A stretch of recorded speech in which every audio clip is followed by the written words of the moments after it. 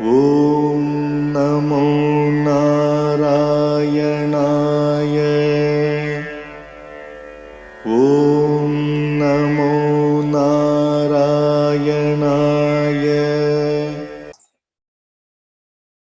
Asmad Guru Bhyo Namaha, Asmad Parama Guru Bhyo Namaha, Asmad Sarva Guru Bhyo Namaha. So we're continuing on with our discussion about the 11th Vilas of Hari Bhakti Vilas, and we're talking about general codes of conduct. So sometimes there's some extra explanation about these different codes of conduct, and sometimes they're really meant for time and place and circumstance, and we don't really understand some of the reasons for them. And anyhow, we got up to, I believe, text 698. So let's go straight to the text. Text 696 to 698. And apparently this may also be coming previously. It was coming from, I believe, Vishnu Purana. It may be a continuation of something from Vishnu Purana. If we look back. Starts off with Vishnu Purana. It doesn't say that it's coming from any other place, so we'll just assume it's from Vishnu Purana. Then we can look it up later on. The last thing that we discussed was about how you shouldn't step over the shadow of a deity, a Brahmana, or a Gilan. And so, 696 to 698. One should not travel alone through a forest. Okay. One should not take shelter of an empty house in a helpless condition, so no squatting. One should avoid from a distance hair, bone, thorns, abominable food, ashes, husk meaning paddy, I guess, and a wet slippery place. Okay, so all of these things sort of make sense. A wise man should not take shelter of an ordinary person, or teach someone how to cheat. Okay. One should not go near a snake. One should not stand in one place for a long time. Wonder what that's about. Not exactly sure. And one should stay aloof from those who eat voraciously. So don't hang out with gluttons who are averse to the worship of the Supreme Lord. Yes, don't associate with those who are against the worship or the service of the Supreme Lord, which is the raison d'etre, the basic modus operandi of the way of living of the Vaishnavas, and who do not follow the principles of Varnashram. Now that's very interesting. So one should stay away from people who don't follow the principles of Varnashram. So Varnashram is, again, I think we were discussing before that it's a system, it's a social system, which has its roots in the Vedas, in the Purusha Shukta Brahmanosya Makamasid Bahu Rajanipitaha Urutarasya Vaisha Padbyam Sudro Jayata, that these four classes of living beings are there in all societies: the intellectual, the administrator, the entrepreneur or business person, and the workers. And so society is managed according to these four classes of people, which actually have the qualities, gunas, and the karma, the work, according to their natures. And the natures, normally there's a predominance of sattva guna, or the mode of goodness in the intellectuals.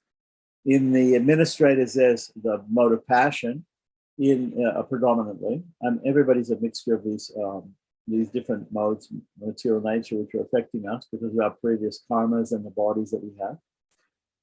The Vaishyas are a mixture of the modes of passion and ignorance, and the workers, or the entrepreneurs, the businessmen, like that. The workers, or the Shudras class, are more or less in the mode of ignorance predominantly. That doesn't mean that you can't get any of these classes of people cannot also have an admixture of the mode of goodness also, but predominantly they're known according to the different the different modes of nature, and also the different goals in life that they have. The primary goal of the person, if you see the primary goal of the person is simply sense gratification or the alleviating suffering in this material world and being happy, like that, that person is a worker or a Shudra.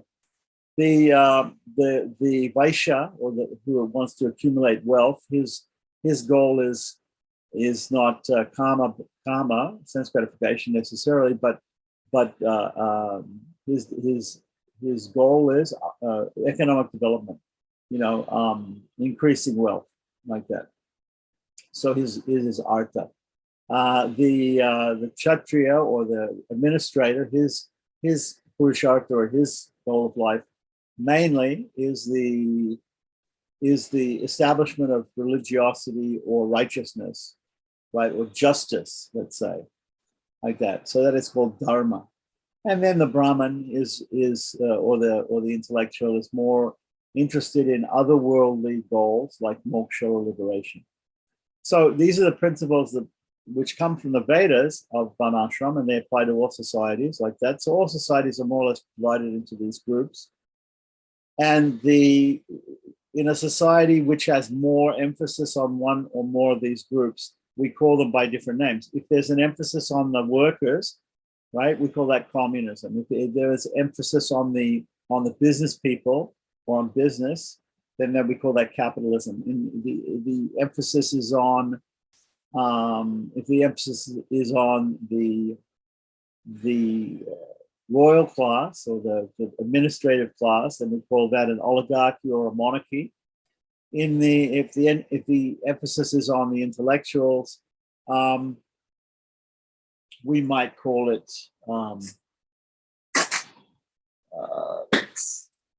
there might be another word for it. I'm not exactly sure what we would call it, but anyway, so these are the different classes. So these are the principles of Varnashram. Now, there are different ways of following the principle of Varnashram. There are many Dharma Shastras in India, which were written in the medieval times about how society is to be run according to these principles.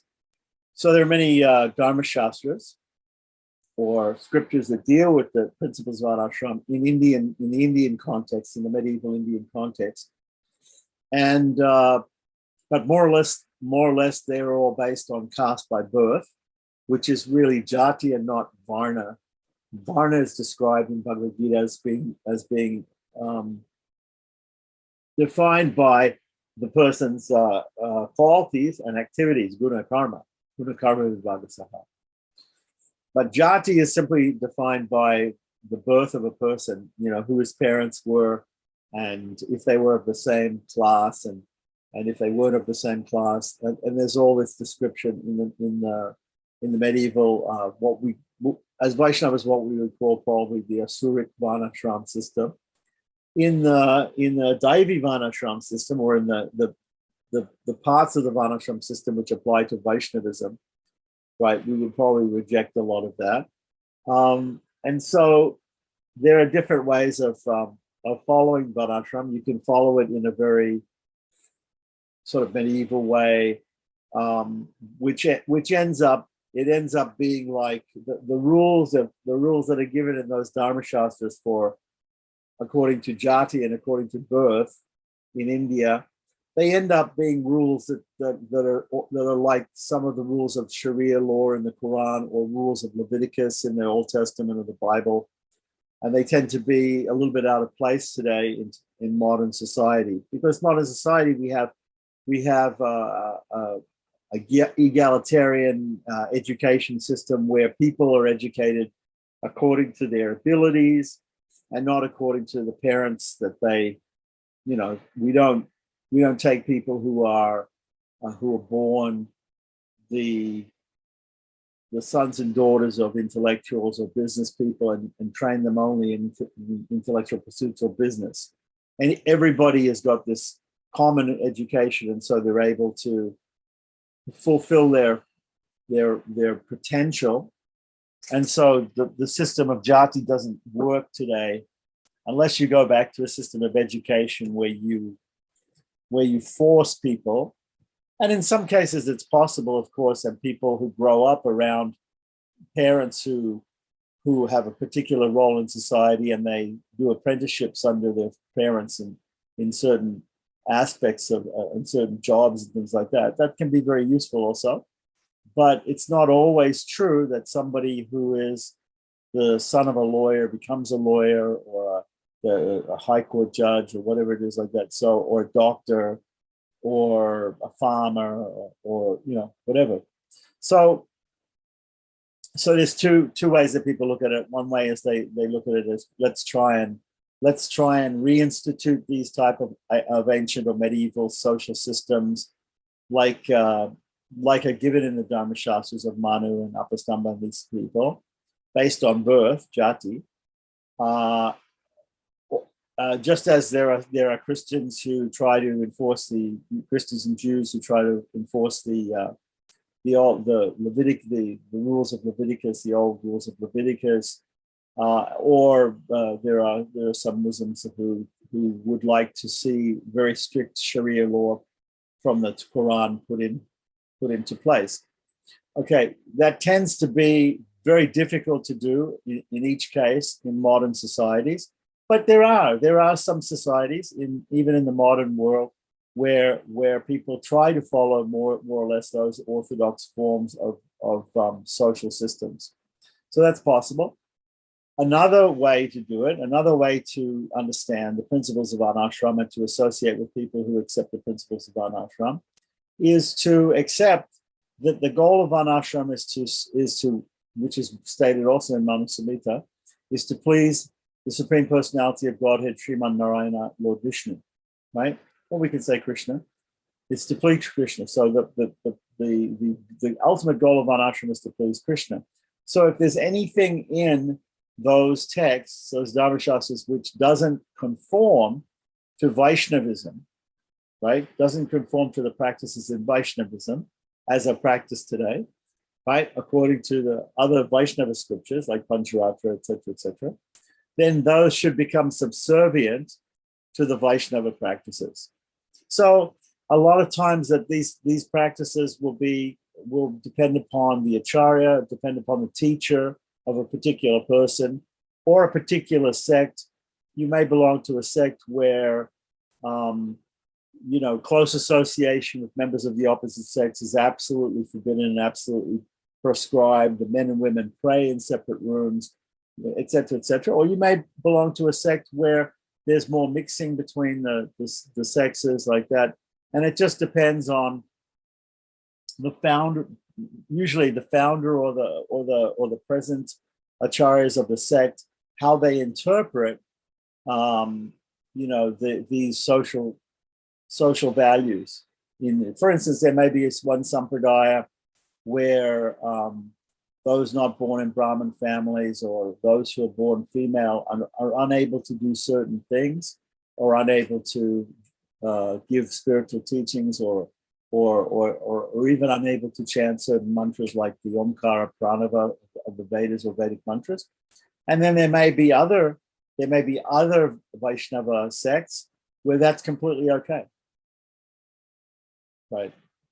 So it's again, a lot of these codes of conduct have to do with the particular sect that you belong to, and the acharyas in your sect or lineage, their view or our spiritual ancestors' view of how things should be conducted, and it will depend upon when that sect came into being or became solidified or systematized as to what was considered a social norm at that time.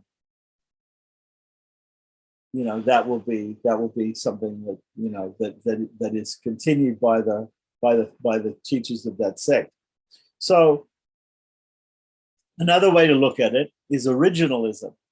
Originalism, and people do this in America too. They interpret the Constitution in different ways. Some people, they have a constitution, a guiding document like a scripture for America, or for other countries, they have constitutions. And it's a basic set of principles that helps guide society. So some people say that we should take those things in those founding documents to be original, in the original meaning. And other people say, no, it's a living document and therefore it has to adapt to time, place, and circumstance. So originalism would actually mean not looking at the Dharmashastras, which came later, but would be looking at the eternal Vedas and what it says in the Vedas and the Upanishads about this.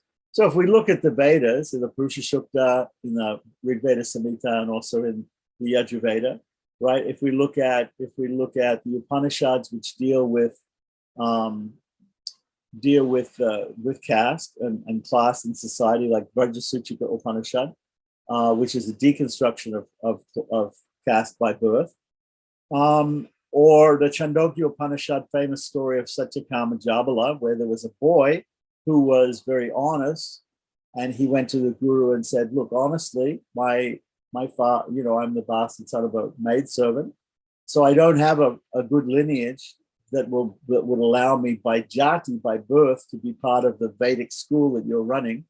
But still, I want to be part of the Vedic school that you're running, and I want to learn the Vedas, etc., from you." And the guru said, "Yes, because you have the quality of truthfulness or satya, I can see that you are qualified to as like a Brahmin, like an intellectual, to join and to learn the Vedas." It's like that. So this is the statements of the Upanishads are very important, and they overshadow all of these other statements coming in the Dharma Shastras, like Manu, Yajnavalkya, Apastamba, all these sort of things like that. That's one view. That's an originalist view, right? Everybody thinks that their view, a lot of people think that their view is the orthodox view.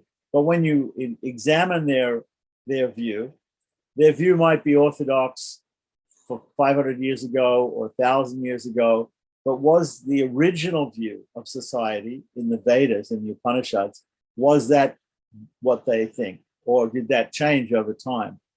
Did caste become jati? Did it, instead of judging people by their qualities and their actions, did we end up judging people simply by their birth? Is that originalist or is that not originalist? So it depends upon our understanding of Varnashram and how it interfaces, how the principles of Varnashram interface with Vaishnavism, which is a separate system, but compatible in many, many, many ways. So it's a long discussion. And if anybody wants to learn more about the alternative visions of this social system, which is outlined in the Vedas, and then also in other scriptures which came later, which are lesser in authority, then we can discuss that, and how that affects people, not only people who are born in India, but also or of Indian ancestry, but of people who are not born of Indian ancestry. There are many discussions that can go on about this point. However, Vaishnavism is a universal concept, is a universal religion, and it's meant for all sentient beings, not just even all human beings, but all sentient beings. And so there has to be an understanding if one of the codes of conduct here of a Vaishnava is to follow or to associate with people who follow the principles of Varnashram, or to follow himself the principles or herself the principles of Varnashram, then we have to then talk about what it means, what exactly those principles of Varnashram are, and whether or not it's easy to adopt them, or even if it's not easy to adopt them, how to adopt them in the modern age. It's a big, big subject, so we can't, it's just being mentioned in half a sentence here. We can't go into it in full. Let's continue on. Text 699 to 700. Again, I'm assuming this is still from Vishnu Purana. O king, one should not stay up very late at night. Okay. Nor should one sleep too much. Reside on a high platform. Reside on a high platform. I'm not sure what that means. Sit on a high seat, or sleep a long time in a high cot. One should give up being too restless. How do you give up being restless? I'm not sure. Do something useful instead of just fidgeting.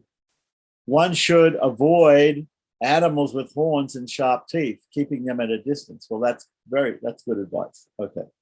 So some of these other things we can't really understand exactly why one should not do them. But maybe Sanatana Goswami is saying more about this in the purport, in the Tika, the commentary.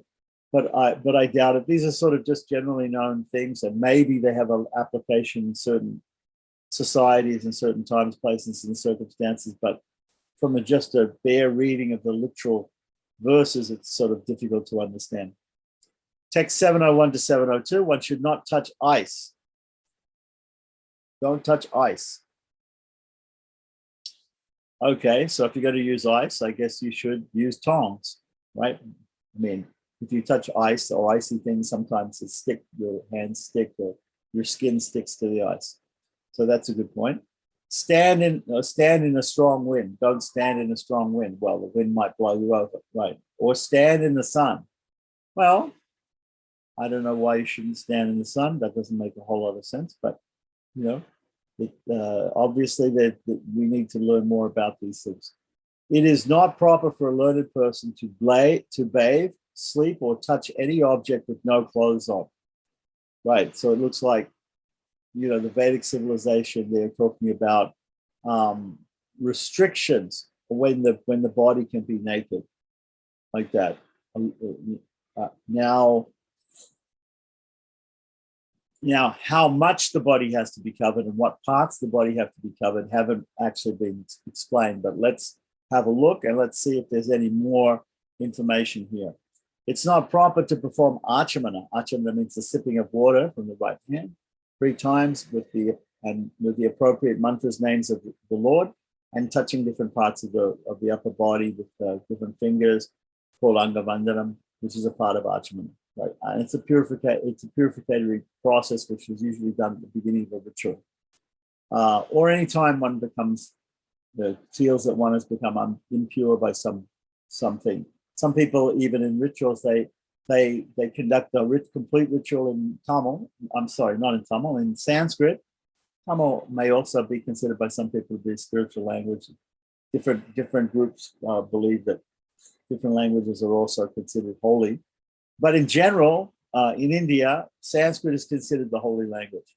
So when we're performing rituals and using Sanskrit mantras, if a person has to speak in another language, if he has to communicate with somebody not using Sanskrit, then when he's doing the ritual, then he's supposed to do achamana in between and before he again starts the ritual, like that. So that's one rule followed by some people, like that. And then, not everybody follows that rule. But anyway, so it's not proper to perform achamana or worship the deity without tucking one's dhoti behind the waistband from between the legs. Okay, so this is a reference to the Panchikacha, which means the 5 folds of the cloth that somebody wears, that he has to, one of the folds is folded cloth that goes up behind the body and is tucked in the back. Now, of course, it's possible for women also to wear saris in this way, like that. But very often there are also people in India who wear cloth, both men and women, that do not tuck, and they don't fold it and tuck it in the back like that. So what it's saying is that the preferred method is to wear the cloth when it's tucked in the back, with the fold at the back, like that. So one should not perform any ritualistic activity or chant mantras without wearing a chadar. So what it means is that there should be 2 pieces of cloth, and we're talking here about males, about men. Men are wearing one cloth on the lower body and one cloth on the upper body, like that. The upper body cloth is called Angavastram, and it's in very hot places. It's worn around the waist. In some other places, over the shoulders or on the upper part of the body. But the idea is that one should have 2 pieces of cloth when he performs his ritual. There may be some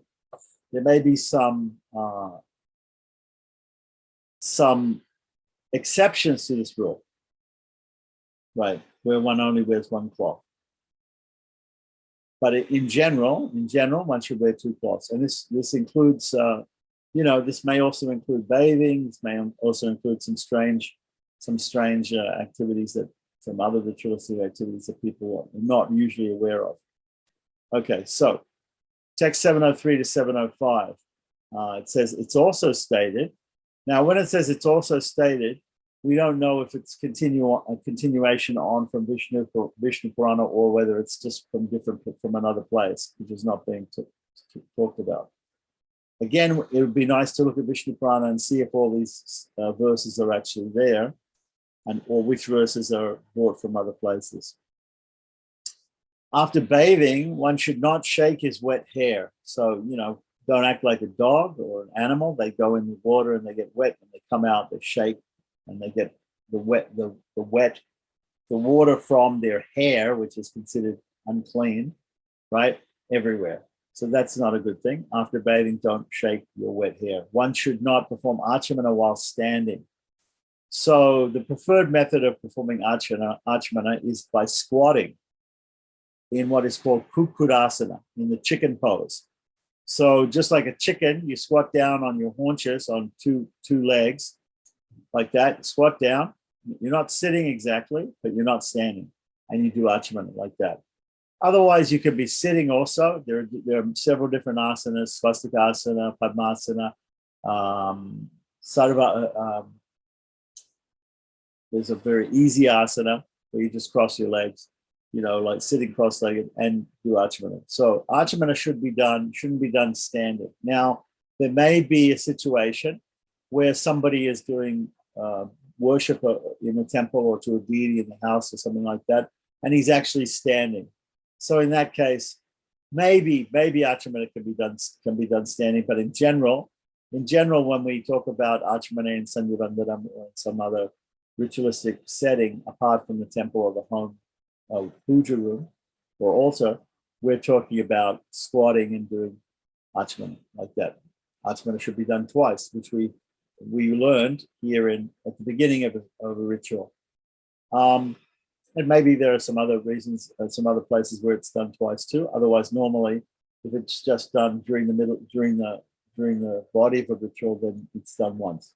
So we found this out in earlier chapters. Okay, so now, what does it say? One should not strike anyone with his foot. So the feet are on the ground. The feet are, the bottom of the feet are dirty. So that's why we wash our feet before we come into the house, or perform other ritualistic activities, even achamana, according to the scriptures, according to many of the Smarta Sutras and Kalpa Sutras, right? Achamana includes washing the feet. So, the feet are considered to be dirty and the lowest part of your body, and therefore you should not touch anybody with your feet. It's an etiquette. It's a bad thing to do. Right, so one should not spread his legs in front of respectable persons. Okay, so understandable. One should sit or stand in an appropriately respectful pose when greeting guests or other respectable people or trying to offer them honor or reception. One should not cross an intersection without first circling it. Why would one do that? Okay. Why would one go circle the whole intersection and then cross it? This is a mystery to me. Exactly what this means, we don't know. And one should not enter a temple without first circumambulating it. Now that's interesting. That's an interesting rule. In North India, usually when we enter the temple, the custom in North India is usually you enter the temple, you see the deity, you have darshan of the deity, you do whatever puja you like. After you're finished, you circumambulate the temple. However, in South India, the customs usually when you go to the temple, first circumambulate the deity and then go for darshan and to offer worship to the deity, like that. So it seems like this seems to be a South Indian text. It will be interesting to find out if that is in Vishnu Purana. That would be a point, in my estimation, that would be a point to say that Vishnu Purana is written in South India, because that's the custom in South India. Either that or the customs in North India have changed, right? And it was like that before in North India, but changed. So while going outside one's house, one should see auspicious objects. Now, I don't know if we have a choice when we leave the house and we go out into the street or we go out into the world. If we have a choice of seeing auspicious or inauspicious things, normally, if we look in Jyotish Shastra, there's a thing called Vaishapala. Vaishapala means omens. So there are certain omens. You see certain omens, and you can't usually predict which omens you're going to see, but you might see some omen, you might see something, and that portends some good thing or portends some bad thing, according to the omen. But here it's saying you should try to see auspicious things when leaving the house. So these auspicious things are honey, ghee, yogurt, a full water pot, or rice paddy. Okay, obviously, these things are all wonderful things that we would like to have around, auspicious things, and therefore they're auspicious to see also. There's a group of 8 things called Astamangalas, which are shown to the deity when we install the deity and open the deity's eyes. So these are auspicious objects. So some of these things are auspicious objects like that. One should always give the right of way to his worshipable Lord. Yeah, so if the deity is coming in procession, move over in your vehicle or move over to the side of the road if you're walking and let the deity pass. Don't block the deity's way. This is just a simple, very simple etiquette or courtesy. The spiritual master. So also same thing with the spiritual master or the guru, the teacher. If your teacher comes, then you should honor your teacher by standing out of the way. Brahmanas, those persons who belong to that intellectual class in society. Cows are wonderful creatures and they're honored in Vedic society, and so therefore we should move out of the way of the cow. And elderly people. The elderly people are also respected. Pitri Devo Bhava, Matri Devo Bhava. These, the father and mother and the elders in our family, especially if they're Vaishnavas, right, should be respected. One should always avoid an encounter with inauspicious objects. So it hasn't really listed the inauspicious objects that one should try to avoid, but perhaps later on we'll get some of those. A well-behaved person should not spit or pass stool or urine while facing the sun, the moon, fire, water, or worshipable personalities. Okay, so go out of sight to do these things, to spit, to pass stool or urine, etc. These should be done out of sight. Okay, and especially not in front of these auspicious personalities like that. Text 706 to 709 says one should not pass stool or urine while standing. Stool or urine while standing. Okay, so you're supposed to actually squat when passing stool or urine. Okay. It is prohibited to pass urine on a road.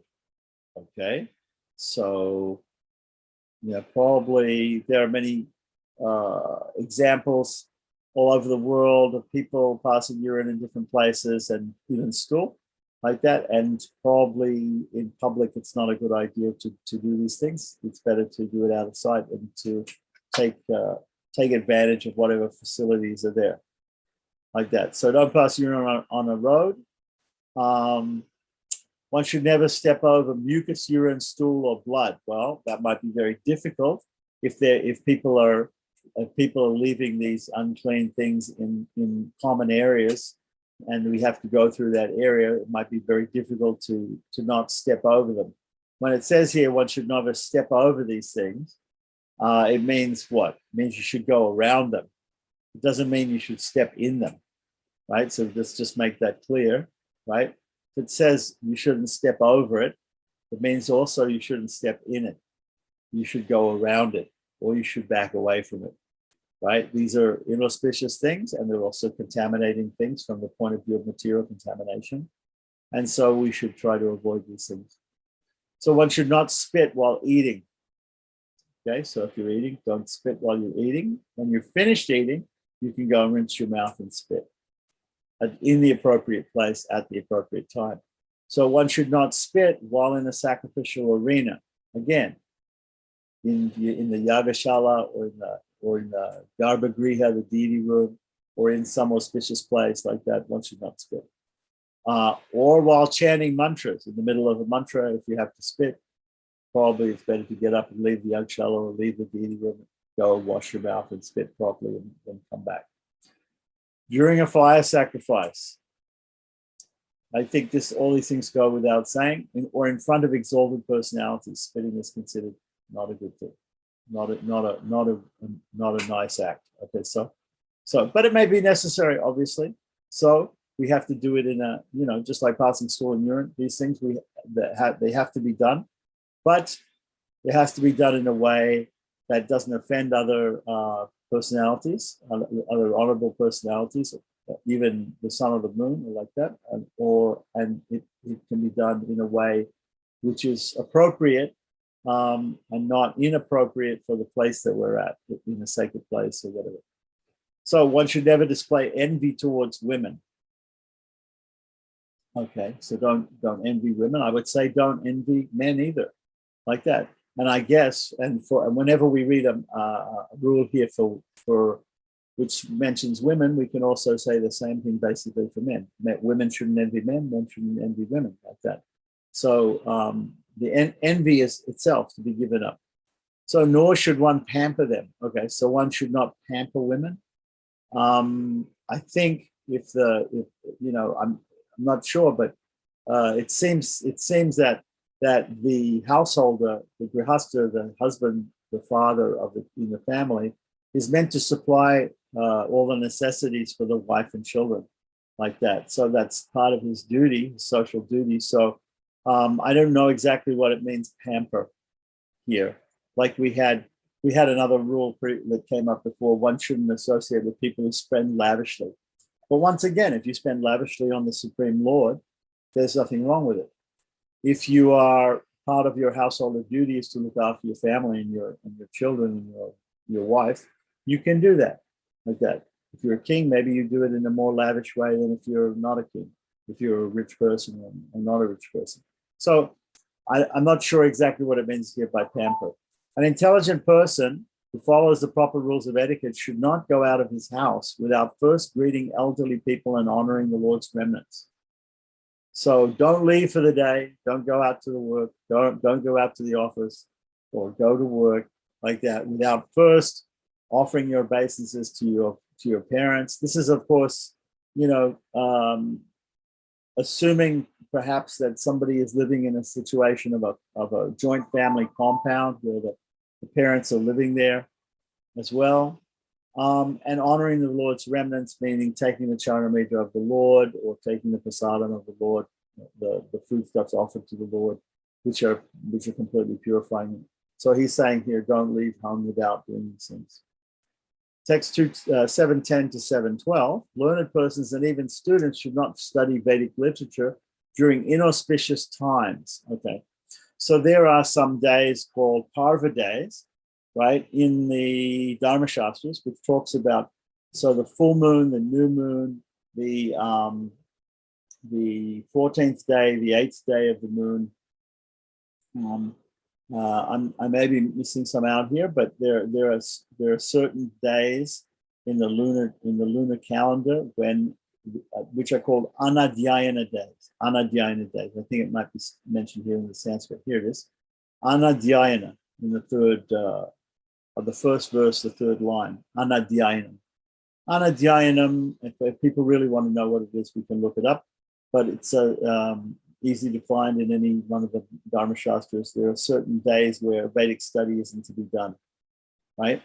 So now the question comes after this is, every day in puja or in Sandhya Vandana, things that we do every day, we might have to do, or even our daily rituals that we do, nitya karmas, there might be some Vedic mantras. So does it mean that we have to not say those Vedic mantras on those days when we can't study the Vedic mantras?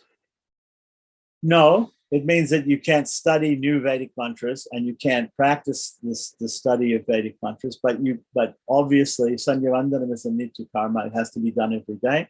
And the worship of the deity, which is called puja or tiruvardhana or ija, right, has to be done every day. So if there are certain mantras that are done during that those rituals, they can be chanted, Vedic, but one shouldn't learn new parts of the Veda, or one shouldn't practice, the parts of the Veda just to practice learning the parts of the Veda, right? But Sandhya Vandanam certainly regular Nityakarmas, things that we do every day with Vedic mantras, they can be done. They have to be done. So, such as inauspicious times might also be during a thunderstorm, during an eclipse, right? Or upon the death of a family member, right? So there might also be some exceptions to this also, to these things. For example, during eclipse, people would be doing Shraddha. Usually the Shraddha ceremony is done in the beginning of or Shraddhas are usually done in the beginning of a solar eclipse and the end of a lunar eclipse. And maybe in the Shraddha ceremony, there might be some invocation of Vedic mantras. I'm not sure. There are different Shraddha ceremonies, so that's a conjecture of mine.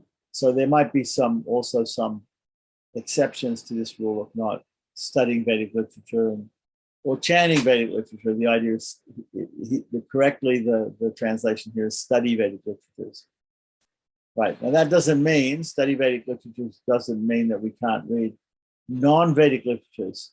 So the Shruti is the Vedas, but the Smriti, like the Bhagavatam, other Puranas, other sacred books, of course, can be read during eclipses and during these times. So one should use an umbrella to shield himself from the sun and the rain. Well, that just makes sense. While walking in a forest at night, one should carry a heavy stick. Already we had previously saying that you shouldn't go walking alone in the forest at night. Okay, but here he's saying if you're going to do that, carry a heavy stick, probably to defend yourself against wild animals and dacoits or bandits in the forest. So while walking, so if one protects his body, then he should always wear shoes while traveling. Okay, so it's just saying to wear shoes while traveling. In ancient times or in medieval times, a lot of people in India, maybe they didn't wear shoes or they just walked in bare feet. So wearing shoes is being prescribed here if you're traveling, for traveling at all. So a wise person should not look upwards, look to the side, and look away while walking.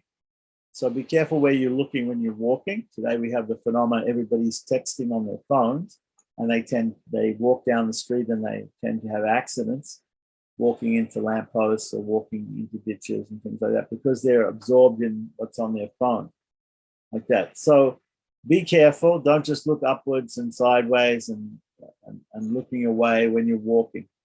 When you're walking, you should look where you're walking, obviously. Right, so that's just obvious. Rather, he should walk while keeping his eyes on the path about 4 to 6 feet in front of him. These are all very practical and very reasonable and very simple statements here. So, text 7:13 to 7:14. If there is chance of harm, one should not speak even pleasing words, whereas if there's chance of benefit, one should speak the truth, even though it may be bitter. Right, so we don't want to, even if there's some benefit to it, one should not speak even pleasing words if there's whereas if there's a chance that it may harm the person. Like some people, Srila Prabhupada, Bhaktivedanta Swami, he used to say sometimes that a person has to be a little bit advanced, or he has to be a little bit reasonable to be chastised, right? So if someone's doing something wrong and they have a very childish mentality, it's very difficult to punish them because to correct them or punish them because they're unable to see the reason for their punishment or the reason for their correction. So it's important when if we're trying to correct some other person's behavior or some other person's ideas like that we do it in a pleasing way. Try to do it in a pleasing way. And here it's saying, if somehow or other that can benefit that person, then even if it's slightly unpalatable the way we say it to a person, we can even speak the truth. So an intelligent person should always act in this way with his body, mind, and speech. That is the welfare for all living entities. So that should be the guiding principle. The guiding principle should be what I'm going to say or what I'm going to advise, what I'm going to do in regards to other people should always be for their welfare. The main goal should be the welfare of other living sentient beings, like that, the welfare and the happiness of other sentient beings. So, of course, there is something that we might do which might be for their immediate benefit or their immediate happiness, which may not be for their long-term happiness or their eternal happiness or benefit. So that has to be weighed up. So depending on whether the welfare or the benefit to the living being is immediate or long lasting or eternal, that depends also upon the person's judgment. So text 715. In connection with the proper code of conduct, this verse is found in Vrihadnaradiya Purana. Offering obeisances, a Brahmana must say, I am offering obeisances.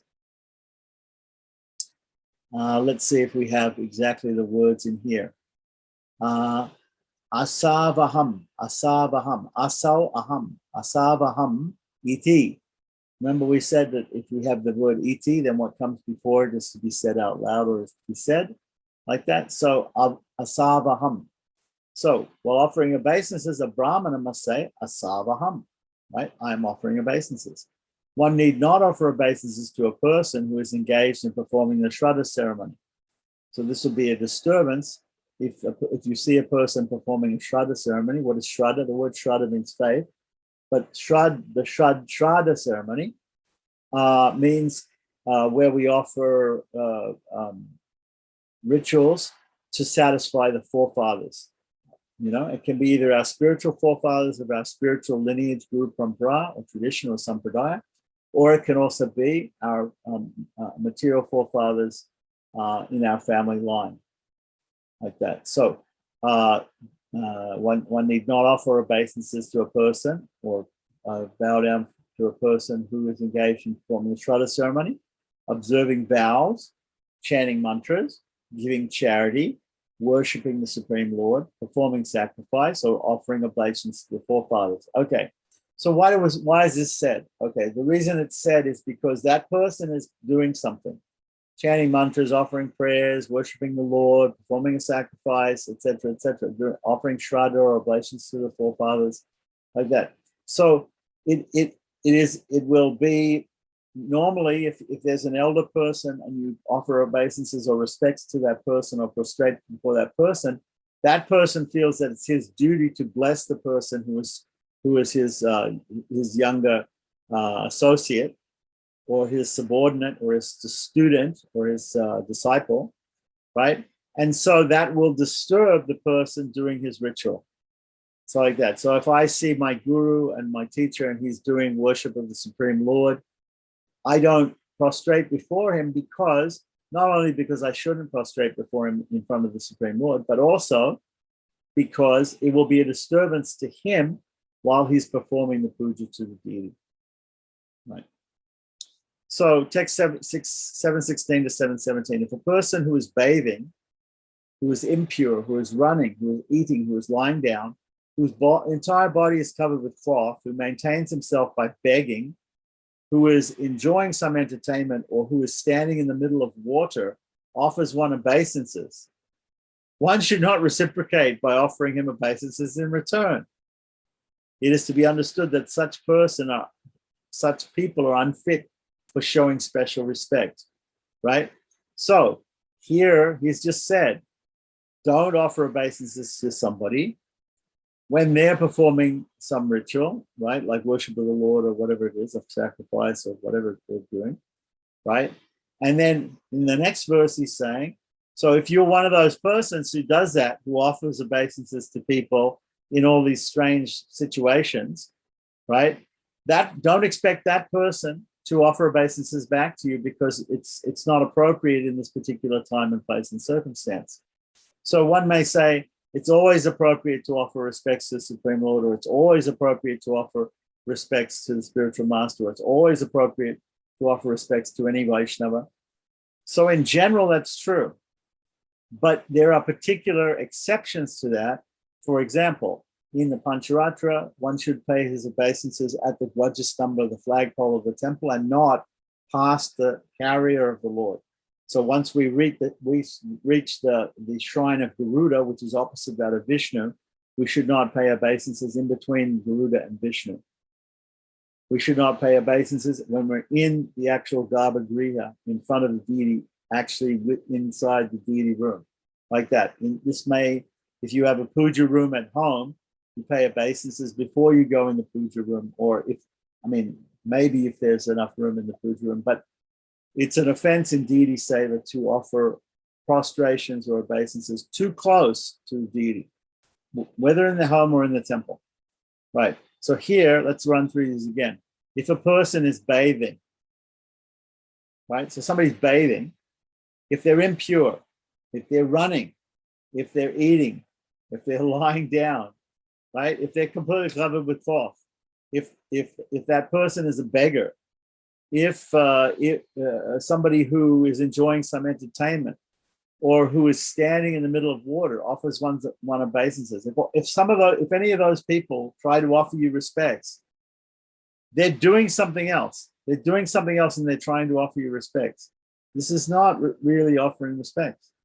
They should stop what they're doing, and then they should specially come and offer you respects. If you're going to offer somebody respects, stop what you're doing first, and then approach the person, whether it's God or the Guru or the Vaishnava or whoever, your parents, and pay obeisances to them correctly without doing it in a haphazard way, right? In a disrespectful way, where you're doing something else at the same time like this. So, and don't expect that person, if you give this half-hearted, mixed type of obeisance and doing it in a very strange situation, don't expect them to offer obeisances back to you. Don't expect them to prostrate again to you, because the tendency in Vaishnavism is there are two sort of etiquettes. One etiquette is that a person who is of a greater spiritual status, or material age than another person should be offered respects, and that other person should offer blessings. Sannyasi should offer blessings, or the parents should offer blessings to the child, or the guru should offer blessings to the student, like that, the teacher to the student. Or it's also possible that those persons who are elderly or greater in knowledge or of a higher caste, let's say, or a higher class in society, or they're greater Vaishnavas of greater spiritual status, like the spiritual master or some great personality, it's also possible for those people to be humble Vaishnavas and to also offer respects back to their subordinates, like that. That's also a very Vaishnava thing today to do. So some people, some seniors, they'll offer blessings to a person when they offer obeisances. Other people will prostrate back to you and to the super soul within your heart and to you, seeing all living beings as being Vaishnavas and as being worthy of respect. So, but here in this particular set of verses is talking about somebody who improperly offers obeisances to somebody else, should not, and then if that happens, you shouldn't offer obeisances back to them, like that. So one has to realize that, just as we talked about before, there are different levels of Vaishnavas. There are beginners, Adhikaris, people who are beginning to understand the etiquettes and the principles and doctrines and practices of Vaishnavism. Then there are people in the middle stage who understand it and who are able to differentiate between different situations and persons and how to react in that way. And then there are people who are very humble, but they're more advanced, the Madhyamadikari and the Uttamadikari, and who sees everybody as greater than himself, like that. So there may be different interactions between people of these different statuses, like that. So we need to explain to people if they are performing some of these wrong ways of offering obeisances, very nicely we try to explain to people, no, you shouldn't do that. The scripture says that you should do it like this, or you should try to think like this. You should understand that you're too close to the deity, etc., or you're disturbing the spiritual master if you're doing it like this, and it's not considered a proper obeisance. And then we also should not emulate. We should not follow their example, a bad example that they set because they have little knowledge of the scriptures of how to do things properly, and offer obeisances to them back in this time, place, or circumstance that is wrong. So that's the point we made here. Text 7:18. In the conversation between Madalasa and Alarka, which is recorded in the Markandeya Purana, it's stated, "My dear son, you should always avoid speaking to dishonest people, speaking lies or harsh words, studying literature which has nothing to do with spiritual life, arguing with or counteracting the arguments of sinful people," right? Because there's no point to arguing with sinful people or unintelligent people who are unable to understand, right? Again, Lord Krishna in the Bhagavad Gita, at the end of the Bhagavad Gita says, this secret that I've just explained to you, Arjuna, this secret knowledge should not be discussed with the people who are insincere, who are not austere, who are not devoted. But you should not explain it to them because it's just a waste of time. So very, very sinful people, all you can do is you can give them some benediction in some other way by giving them the Lord's prasadam or something to benefit them without arguing with people who do not have the understanding, they don't have the realization given by God to understand the scriptures and things like that. So of course, somebody may be a very merciful preacher and he may still try to argue or to counter the arguments of sinful people, and so it's up to the individual to gauge that reaction. Sometimes what happens is preaching to a person simply makes them more inimical, simply makes them more demoniac and more atheistic. So then there's no point to it. So that's the point being made here. And serving materialistic persons or people, we should not do that. Right? Don't serve materialistic people. The best and only service is to the Vaishnavas and to the Supreme Lord. So 7:19 to 7:22, continuing on, combing one's hair, looking at one's face in the mirror, brushing the teeth, and worshipping the Supreme Lord should be done in the morning. This is only natural. We get up in the morning, early in the morning, which is auspicious. It's more sattvic time of day. The different times of the day, the morning is considered more sattvic, the afternoon rajasic, the evening tamasic, like that. So the evening or the night tamasic. So therefore, we should take advantage of auspicious times in the morning, and we should engage in spiritual activities. So this is why normally when you read in the scriptures, you get up at Brahma Muhurta. It's an auspicious time of day. It's about 4:30 in the morning. And then you should take advantage of that by doing something spiritual. Not that we just get up early to do something non-spiritual. The point is to engage in the appropriate activities at the appropriate time. So combing one's hair, right, and looking at one's face in the mirror, brushing the teeth, these are all things which are done as part of our ablutions, taking bath and getting ready for the service of the Lord in the day. Then worshipping the Supreme Lord, that's also to be done in the morning, like that. Some people, the worship of the Lord is done after the noon Sandhya Vandanam. So, but it's still considered to be, I'm not sure if we can find exactly the word for morning here in the Sanskrit. Kesha Prasada means combing the hair. Okay, so Danta Davana means brushing the teeth. Right, Purvaha means the first part of the day. So it doesn't exactly say morning.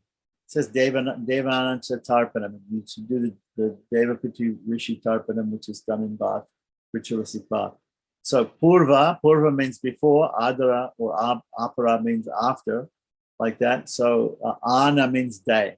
So the first part of the day.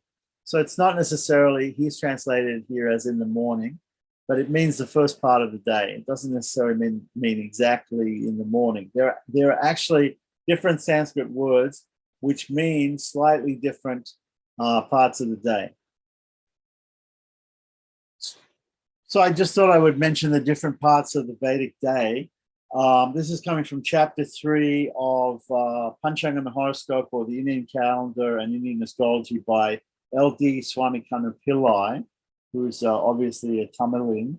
And I think this was written this is a reprint from 1985, but it was originally written in 1911. So, or 1911 and maybe 1922. So it's an old book. So it says here, these are tithis in relationship. Tithi means lunar dates in relationship to festivals and vice versa. So it says, day on which a festival is celebrated as a tithi, or a lunar day, generally consists of a portion of 2 days. It's over 2 civil days, regular days. It sometimes happens that for civil purposes, the tithi of the day is that which is current at sunrise, right? So whenever the sun rises, and we're going to get more into this in the next Vilasa when we talk about Ekadasi Tithi, or the 11th lunar day. Yet for religious purposes, the Tithi may have to be celebrated on the previous day when it begins. When a Tithi is appointed for the celebration of a feast or a fast, to be held in the forenoon, means before noon, right? Midday, late afternoon, midnight, etc., it is obvious that the feast or fast must be observed on the day when the tithi covers the prescribed part of the day.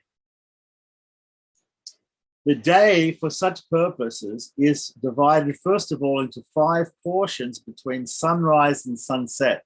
So when we say day here, some people take a day to mean 24 hours.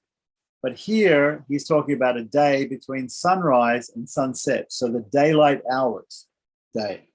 So that is divided up into the following sections. Pratahakala. Pratahakala means early forenoon, 6 gatikas from sunrise.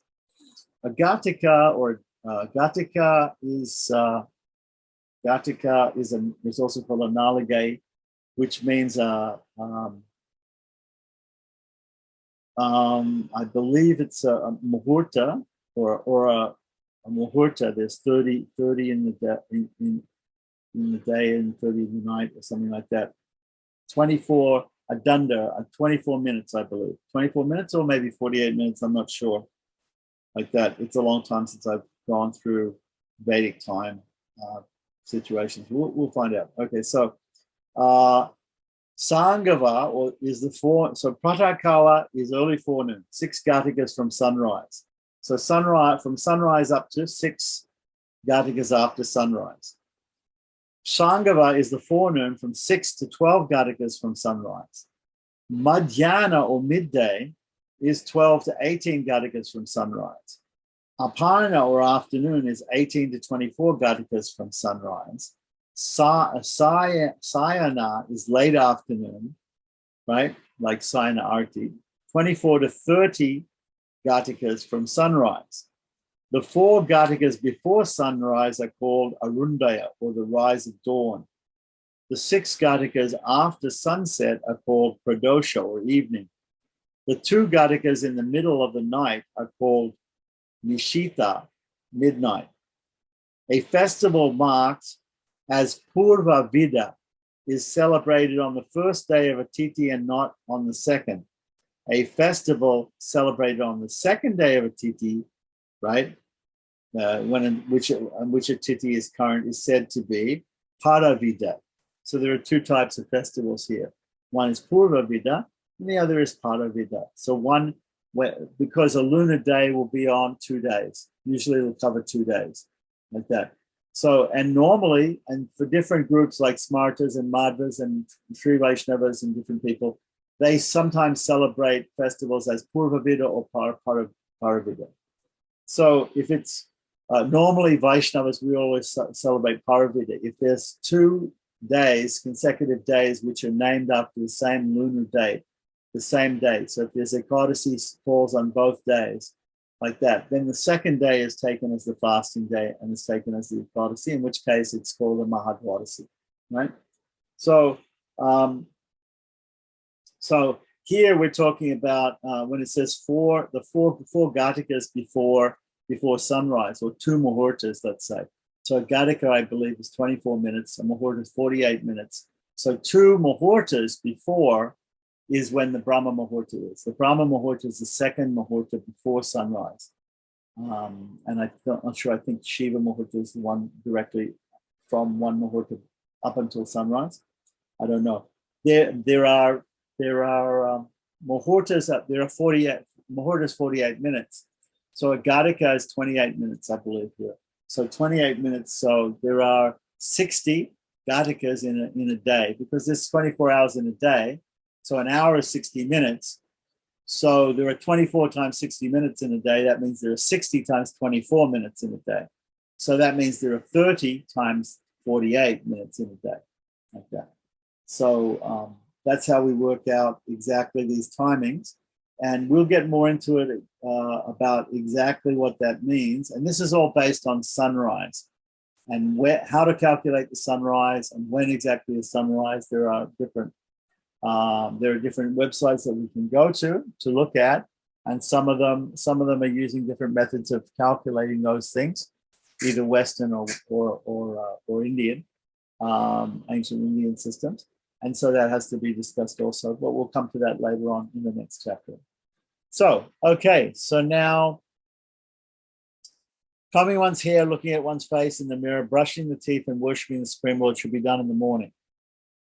What he means is the Purva Ana. Ana. The Ana means the day, and as we said, the day means the daylight hours, and Purva means the first part of the daylight hours. So as we saw in the book here, right? There's the forenoon and the afternoon, right? So basically, if we now noon, everybody thinks noon is 12 o'clock, but local noon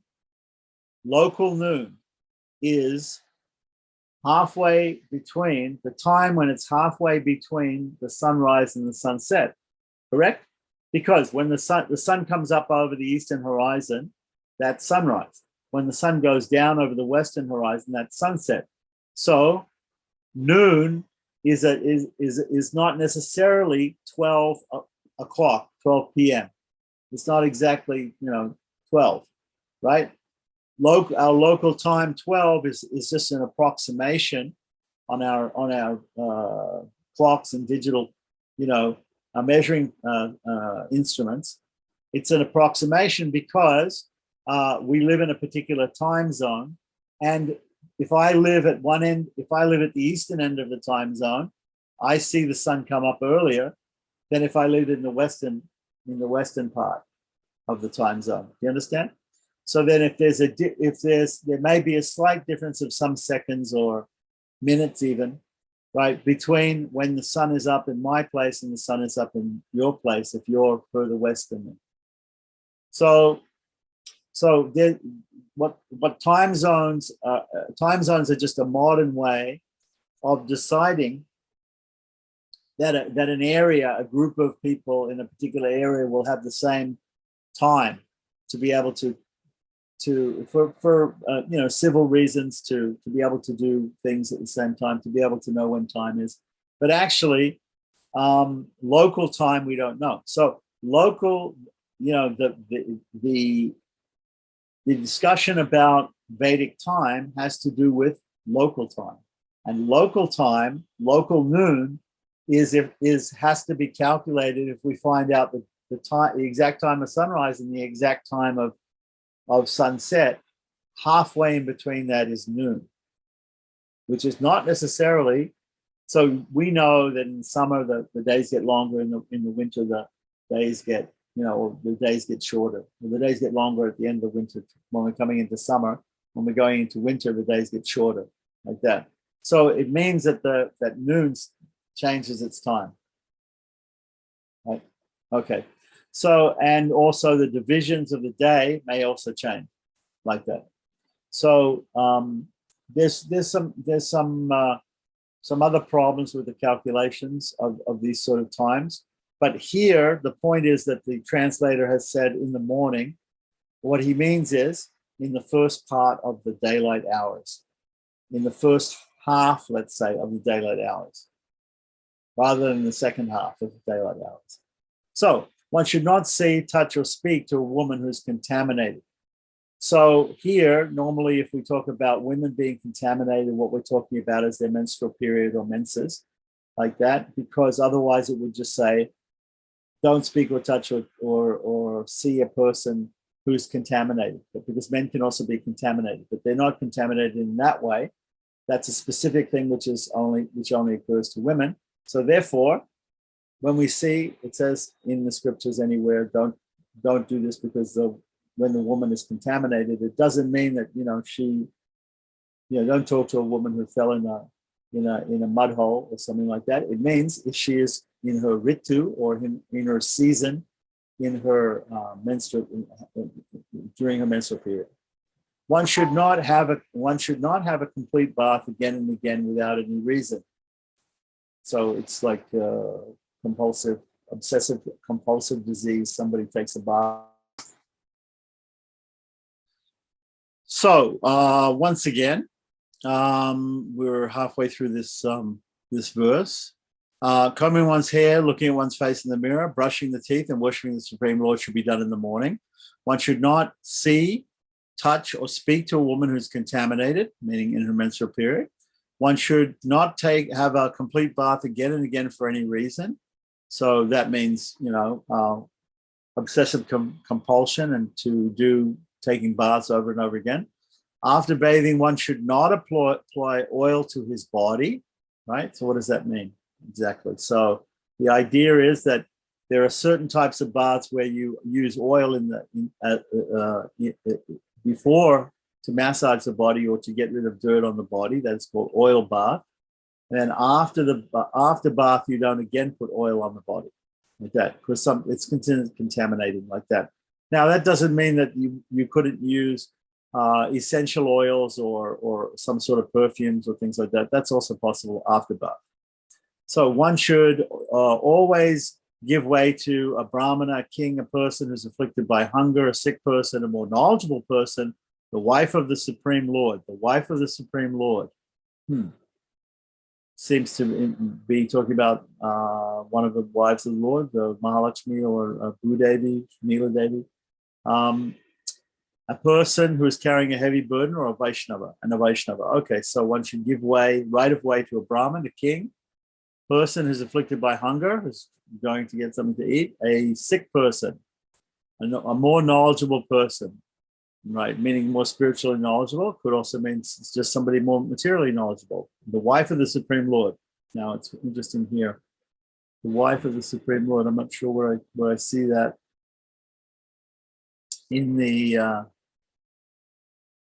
Anyway, that's the translation given by the person. A person carrying a heavy burden or a Vaishnava. Okay, makes sense. So text 723 to 725. Let's continue on. One should give the right of way to one who is dumb, blind, or deaf, a drunkard, a crazy person, a prostitute, an enemy, children, and fallen persons. One should not use shoes, clothes, garlands, a sacred thread, or ornaments that have been used by others. One should not eat food that was already tasted by someone else. A wise person, now, of course, there are exceptions to these rules like that. So obviously, a garland which is offered to the Supreme Lord or a garland which is offered to a personality, a greater personality, the spiritual master or a great Vaishnava can be taken as his prasadam, as his mercy. Same thing with his shoes, his clothes, his sacred thread, maybe his ornaments like that. They can be kept as prasadam. Those things can be kept as prasadam. Maybe we don't use the sacred thread or the clothes of a person, a greater personality, Vaishnava like that, but we can, because they belong to that person, we can respect those things. One should not eat food that has been tasted by someone else. Again, if we have prasadam, which is offered to the Supreme Lord and taken by other Vaishnavas, or the spiritual master or the guru, we can take the remnants of those Vaishnavas or the guru. So a wise person should not sit spreading his legs, hands and legs. So normally we say this is something which is an offense in deity worship. In front of the deity, one should do this, but in front of any honorable person like senior relatives or the spiritual master, or other Vaishnavas, it's not good to do. So I remember staying in the same room in a dharmshala with Sampakta Mahapatacharya, and there were many other Vaishnavas, and he insisted that I stay with him. We were staying two to a room in this dharmshala when we were doing an installation in Bellary in northern Karnataka. And I was there, and I was sitting on the floor with my legs out, and my feet were out, and they were pointed in his direction. And he was like, "Don't do that. Don't do that. Either sit cross-legged or point your legs, in another direction to me, so like that." So he. This was a situation where he taught me all these etiquettes and things like that from the very beginning, from the very basics. He would say, "It's difficult for you, isn't it? Because you're a foreigner, you don't know all these sort of things. You don't know how to eat a banana, for example. One day it was a Ekadasi, and he said, "It's okay, we'll eat fruits," like that. So he got some fruits. We offered the fruits, and then he said he gave me a banana. And I peeled the banana, and I was eating the banana like a monkey. And so what he did was he said, "Watch me." And he took the banana and he peeled the complete banana, threw the peel away, placed the banana in his left hand, and then would take pieces off the banana, small pieces, and throw them in his mouth without touching his mouth, like that. So he said, you just have to learn the etiquettes, and you just have to learn the way that we do things like that. But he said it's difficult for you because you were brought up in a different culture. Okay, so after bathing, one should not thrash his dhoti or chadar, should not thrash them. I'm not exactly sure what that means, but it may mean after wringing them out, one shouldn't shake them very vigorously like that. I don't know why, maybe because the drops of water that come off them are not considered to be pure, although they've been washed. I don't get it. So, okay. So one should not wriggle his legs unnecessarily. So don't fidget. Don't be, have your legs always moving, something like that. So text 726. One should neither make fun of nor criticize those who are foolish, crazy, ugly, lame, or a magician, or a fallen person, or those who are in danger. 727 to 728. One should not beat anyone with a stick. So, it begs the question. So you should beat him with something else? I'm not really understanding this. You shouldn't beat people, right? Physical violence is never called for, really, unless you're protecting the spiritual master or the Vaishnavas or the deity or a cow or something like that. One should use a stick just to teach his son or a disciple. Okay, so there's an example of a rule, but there's an exception to the rule. Don't beat other people with a stick, but if you have a son or if you have a disciple and you want to teach them, you can use a stick to just give them a tap on with the stick to get their attention, to get them to listen to you or to do things correctly. There's this old saying in English, "Spare the rod and spoil the child." It means that you might have a stick to punish a person. Even today, there are some societies where they do this corporal punishment. If you go to Singapore and you spit or spit chewing gum in public or something like that, or do some minor offenses, you can be caned. And in many Muslim countries also, they have a big long cane. When I went to school, actually, in the old in Australia, it was the old English boarding school type system where they had a long thin cane, and if the students acted up, they would get one or two whacks with the cane on the back of the legs, up to six strokes you could get, like six of the best, we used to call it. So corporal punishment is allowed in the case of disciples and sons, apparently, according to Hari Bhakti Vilasa. So there may be, of course, local laws against those sort of things, and so one should always be careful to not fall foul of the local laws in one's community or one's society, like that. So again, these things have to be taken into consideration in time, place, and circumstance. There is, however, we should not think that the Vedic civilization or the rules of Vaishnavism are totally pacific, that people are not total pacifists, and that there's no corporal punishment involved. In fact, the first duty in the Dharmashastras or Rajniti, the rules of kings and things, the very first statement is that the king has to meter out punishment. Punishment is the most important thing in kingly duties. So one should not smear sandalwood paste over the body of a person who is not bathed. Right, so the idea is for anointing a deity or for anointing spiritual master or Vaishnavas or whatever, that they should first bathe, the deity should be bathed first, or whatever should be bathed, whatever person should be bathed first, and then apply sandalwood paste to the body. Or who is about to bathe. So if they haven't bathed or if they're going to bathe, then don't put on sandalwood paste, it's a waste of time. Put it on afterwards, after bath. It's a cosmetic that goes on after bath. So, my dear son, you should avoid wearing red cloth or cloth that is multicolored. And there are different reasons for this, some of which we don't know. But anyway, it's some of the prescriptions in the scripture about not wearing blue cloth or red cloth or multicolored cloth. They're just there.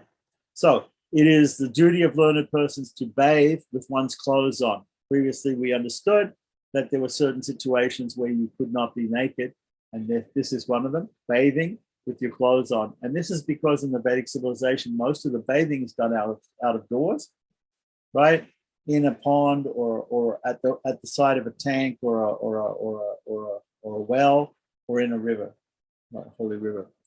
Right. So it is a duty of learned persons to bathe with one's clothes on, after shaving, after going to a crematorium, and after enjoying intimate association with a woman. So after sex, one's supposed to take a bath. One's supposed to take a bath after going to a cremation or the crematorium.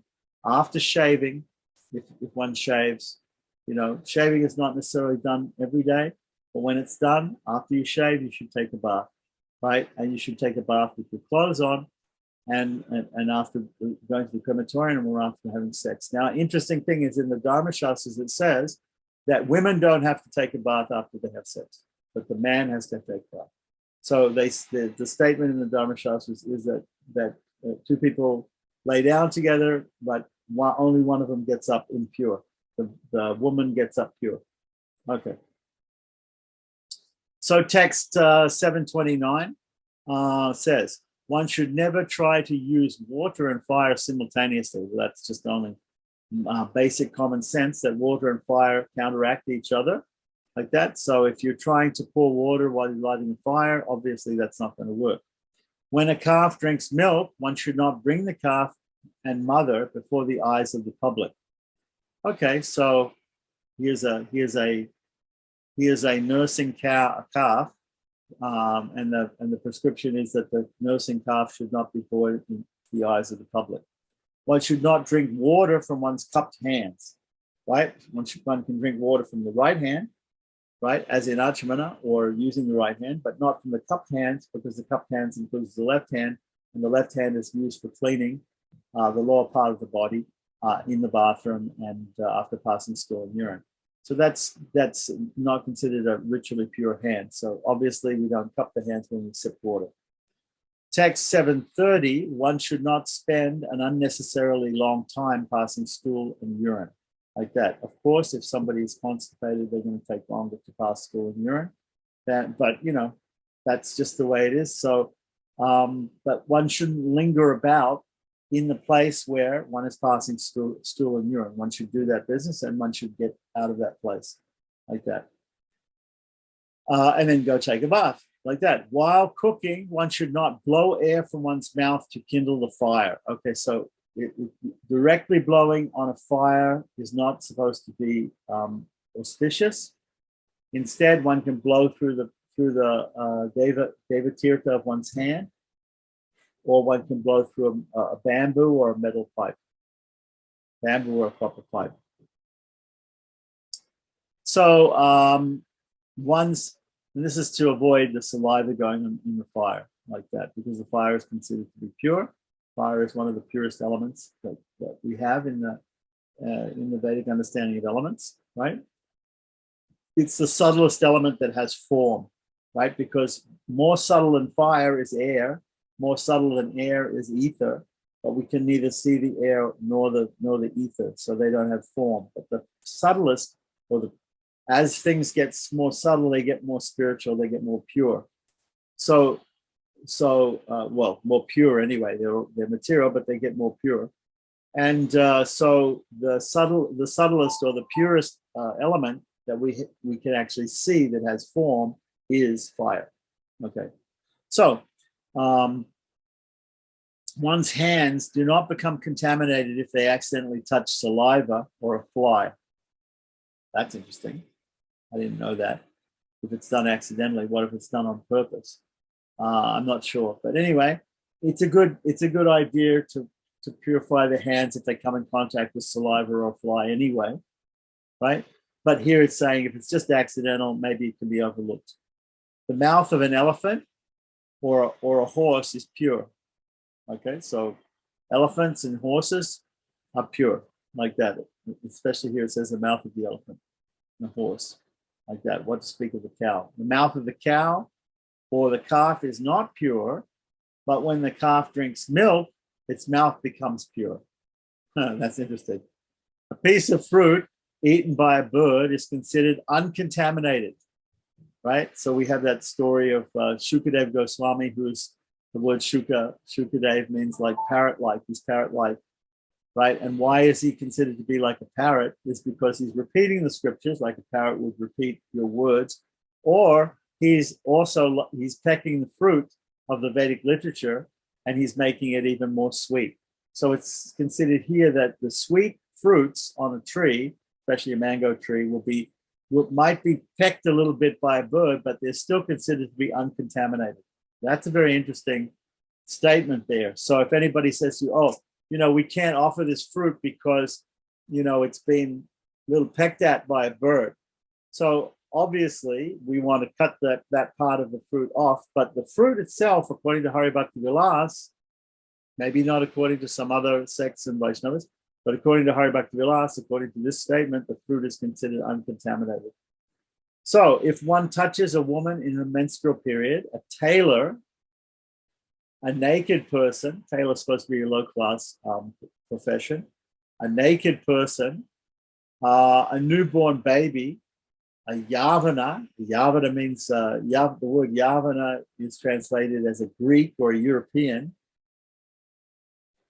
maybe any foreigner like that, or a person carrying a dead body, one must bathe to become purified. So all of these persons are considered to be impure and contaminating. A woman in menstrual period, a tailor, a naked person, a newborn baby, a yavana meaning a European foreigner, right? A person carrying a dead body, or then you should take bath like that. Okay. So continuing on text 733, if one touches the flesh of a freshly killed animal, touches the bone of a freshly killed animal, he should bathe to become purified. And why one would touch the bone of a freshly killed animal, I don't know. But let's say one does, then he's supposed to take bath. If he touches a dry bone, then he should wash his hands, simply touch a cow, or simply look at the sun to become purified. Okay, so the full statement here explains it. The idea is if you touch a bone, which is of an animal that's just been killed, you have to take a full bath, right? But if you only touch a dry bone by mistake, or I'm not sure why you would do it on purpose, right? Then you have to just simply wash your hands or touch a cow for purification. Purification and contamination is mainly by touch in the Vedic understanding of it. Or simply look at the sun to become purified. Looking at the sun will purify you. Text 734 to 736. One should not converse with a woman who hates men. So now it's interesting. How do you know if that woman hates men? Or how do you judge if a woman hates men before you talk to her? like that. Is it that you've heard that this particular woman hates men and therefore you shouldn't talk to her? That's interesting. Who has no husband or children? That can be understood without talking to the woman, if she has no husband and children. So either if she has no husband or children, she's a widow, right? Her husband and children or children have died, or she didn't have children, right? Or she is not married. In either case, the idea here is that you shouldn't talk to those women, right? Those sort of women. So in the Vedic civilization and the Vedic understanding that there are women who are with their husbands and they have children are called sumangalis. They are auspicious ladies, and there are certain functions that they attend, right? Auspicious functions that they lend their auspiciousness to by attending. So whereas women who are widows, women who have no children, like that, who are barren, like that, or no husbands, or for whatever reason, they are considered to be inauspicious, and so you should not converse with them. One should not converse with or associate with people. Plus, the fact is, an unmarried woman, probably she's under the protection of her father, who's an unmarried woman. So therefore, you don't need to talk to them like that. One should not converse with or associate with people who blaspheme the Supreme Lord. This is an obvious thing for Vaishnavas. Don't associate or converse with people who blaspheme the Supreme Personality of Godhead, Krishna, or Sriman Narayana. Who blaspheme the Supreme Lord, who blaspheme guests, who blaspheme devotional literature, who blaspheme sacrifices, and their devotees. Right? If people are against all of these things, don't associate with them. If one associates with such people, then he must purify himself by looking at the sun. If by chance one sees a woman in her menstrual period, a person beyond the purview of Vedic culture, a wretched person, a cheater, an atheist, a newborn child, a eunuch, right? A eunuch usually means a castrated man, right? What's called in Sanskrit napumsaka, not male, a non-male, but not female, right? A naked person, or a yavana. Again, we have this word yavana, meaning Greek necessarily, or European, a foreigner, let's say, like that. He should purify himself by looking at the sun in all of these cases. After one sees someone who disfigures dead bodies, sounds terrible, or enjoys intimate association with many women, he should follow the same purification procedure for purification. But look at the sun, you purify yourself. Text 737. One should unhesitatingly engage in activities that do not bring disrepute or that have to be performed secretly away from the eyes of elderly people. So if they're good activities, which don't need to be done in secret, or they don't bring disrepute upon you, then you should unhesitatingly do those activities. Right? It's sort of a vague statement here. Text 738 to 740, in the conversation between Lord Krishna and King Yudhisthira that's recorded in the Vivishotara Purana, these verses are found. It's the duty of a king to engage those Brahmanas who do not execute their prescribed morning and evening duties in work befitting a Sudra. So the king should see if a person is saying that he's a Brahmin, and he's not acting like a Brahmin, right? He's not executing his morning and evening duties, like performing the fire sacrifices, the Upasana, the Agnihotra in the morning and the evening, or his Sanyavandana. Then the king or the administrator of that place should engage those Brahmanas in serving others, just like a Sudra does, being a worker, right?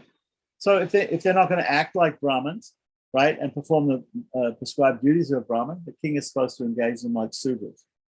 O king, one who desires his own benefit should pass urine, wash his feet, and then throw the leftover food out of the house.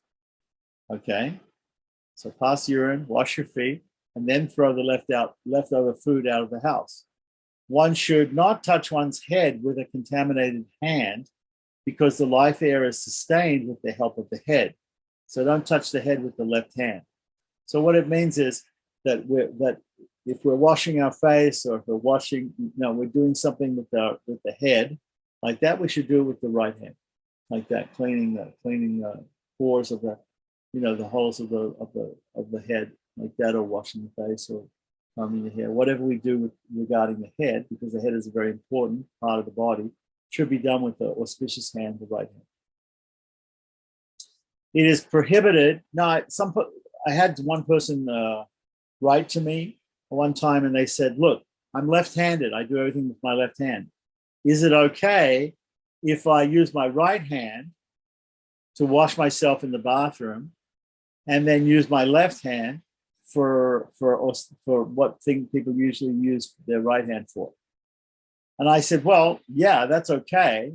You can make that adjustment in your house or in the West or outside of India. But if you're in the company of Indians, if you start eating with your left hand, if you start doing things with your left hand, which should only be done with your right hand, they're going to immediately think that you're very low class, like that. And you will have to explain to everybody why you do it. If you can possibly do it, even if you're left-handed, you should try to do all these things. For example, I am left-handed for many things like that. I can write. I used to write with both hands. I can write with one hand.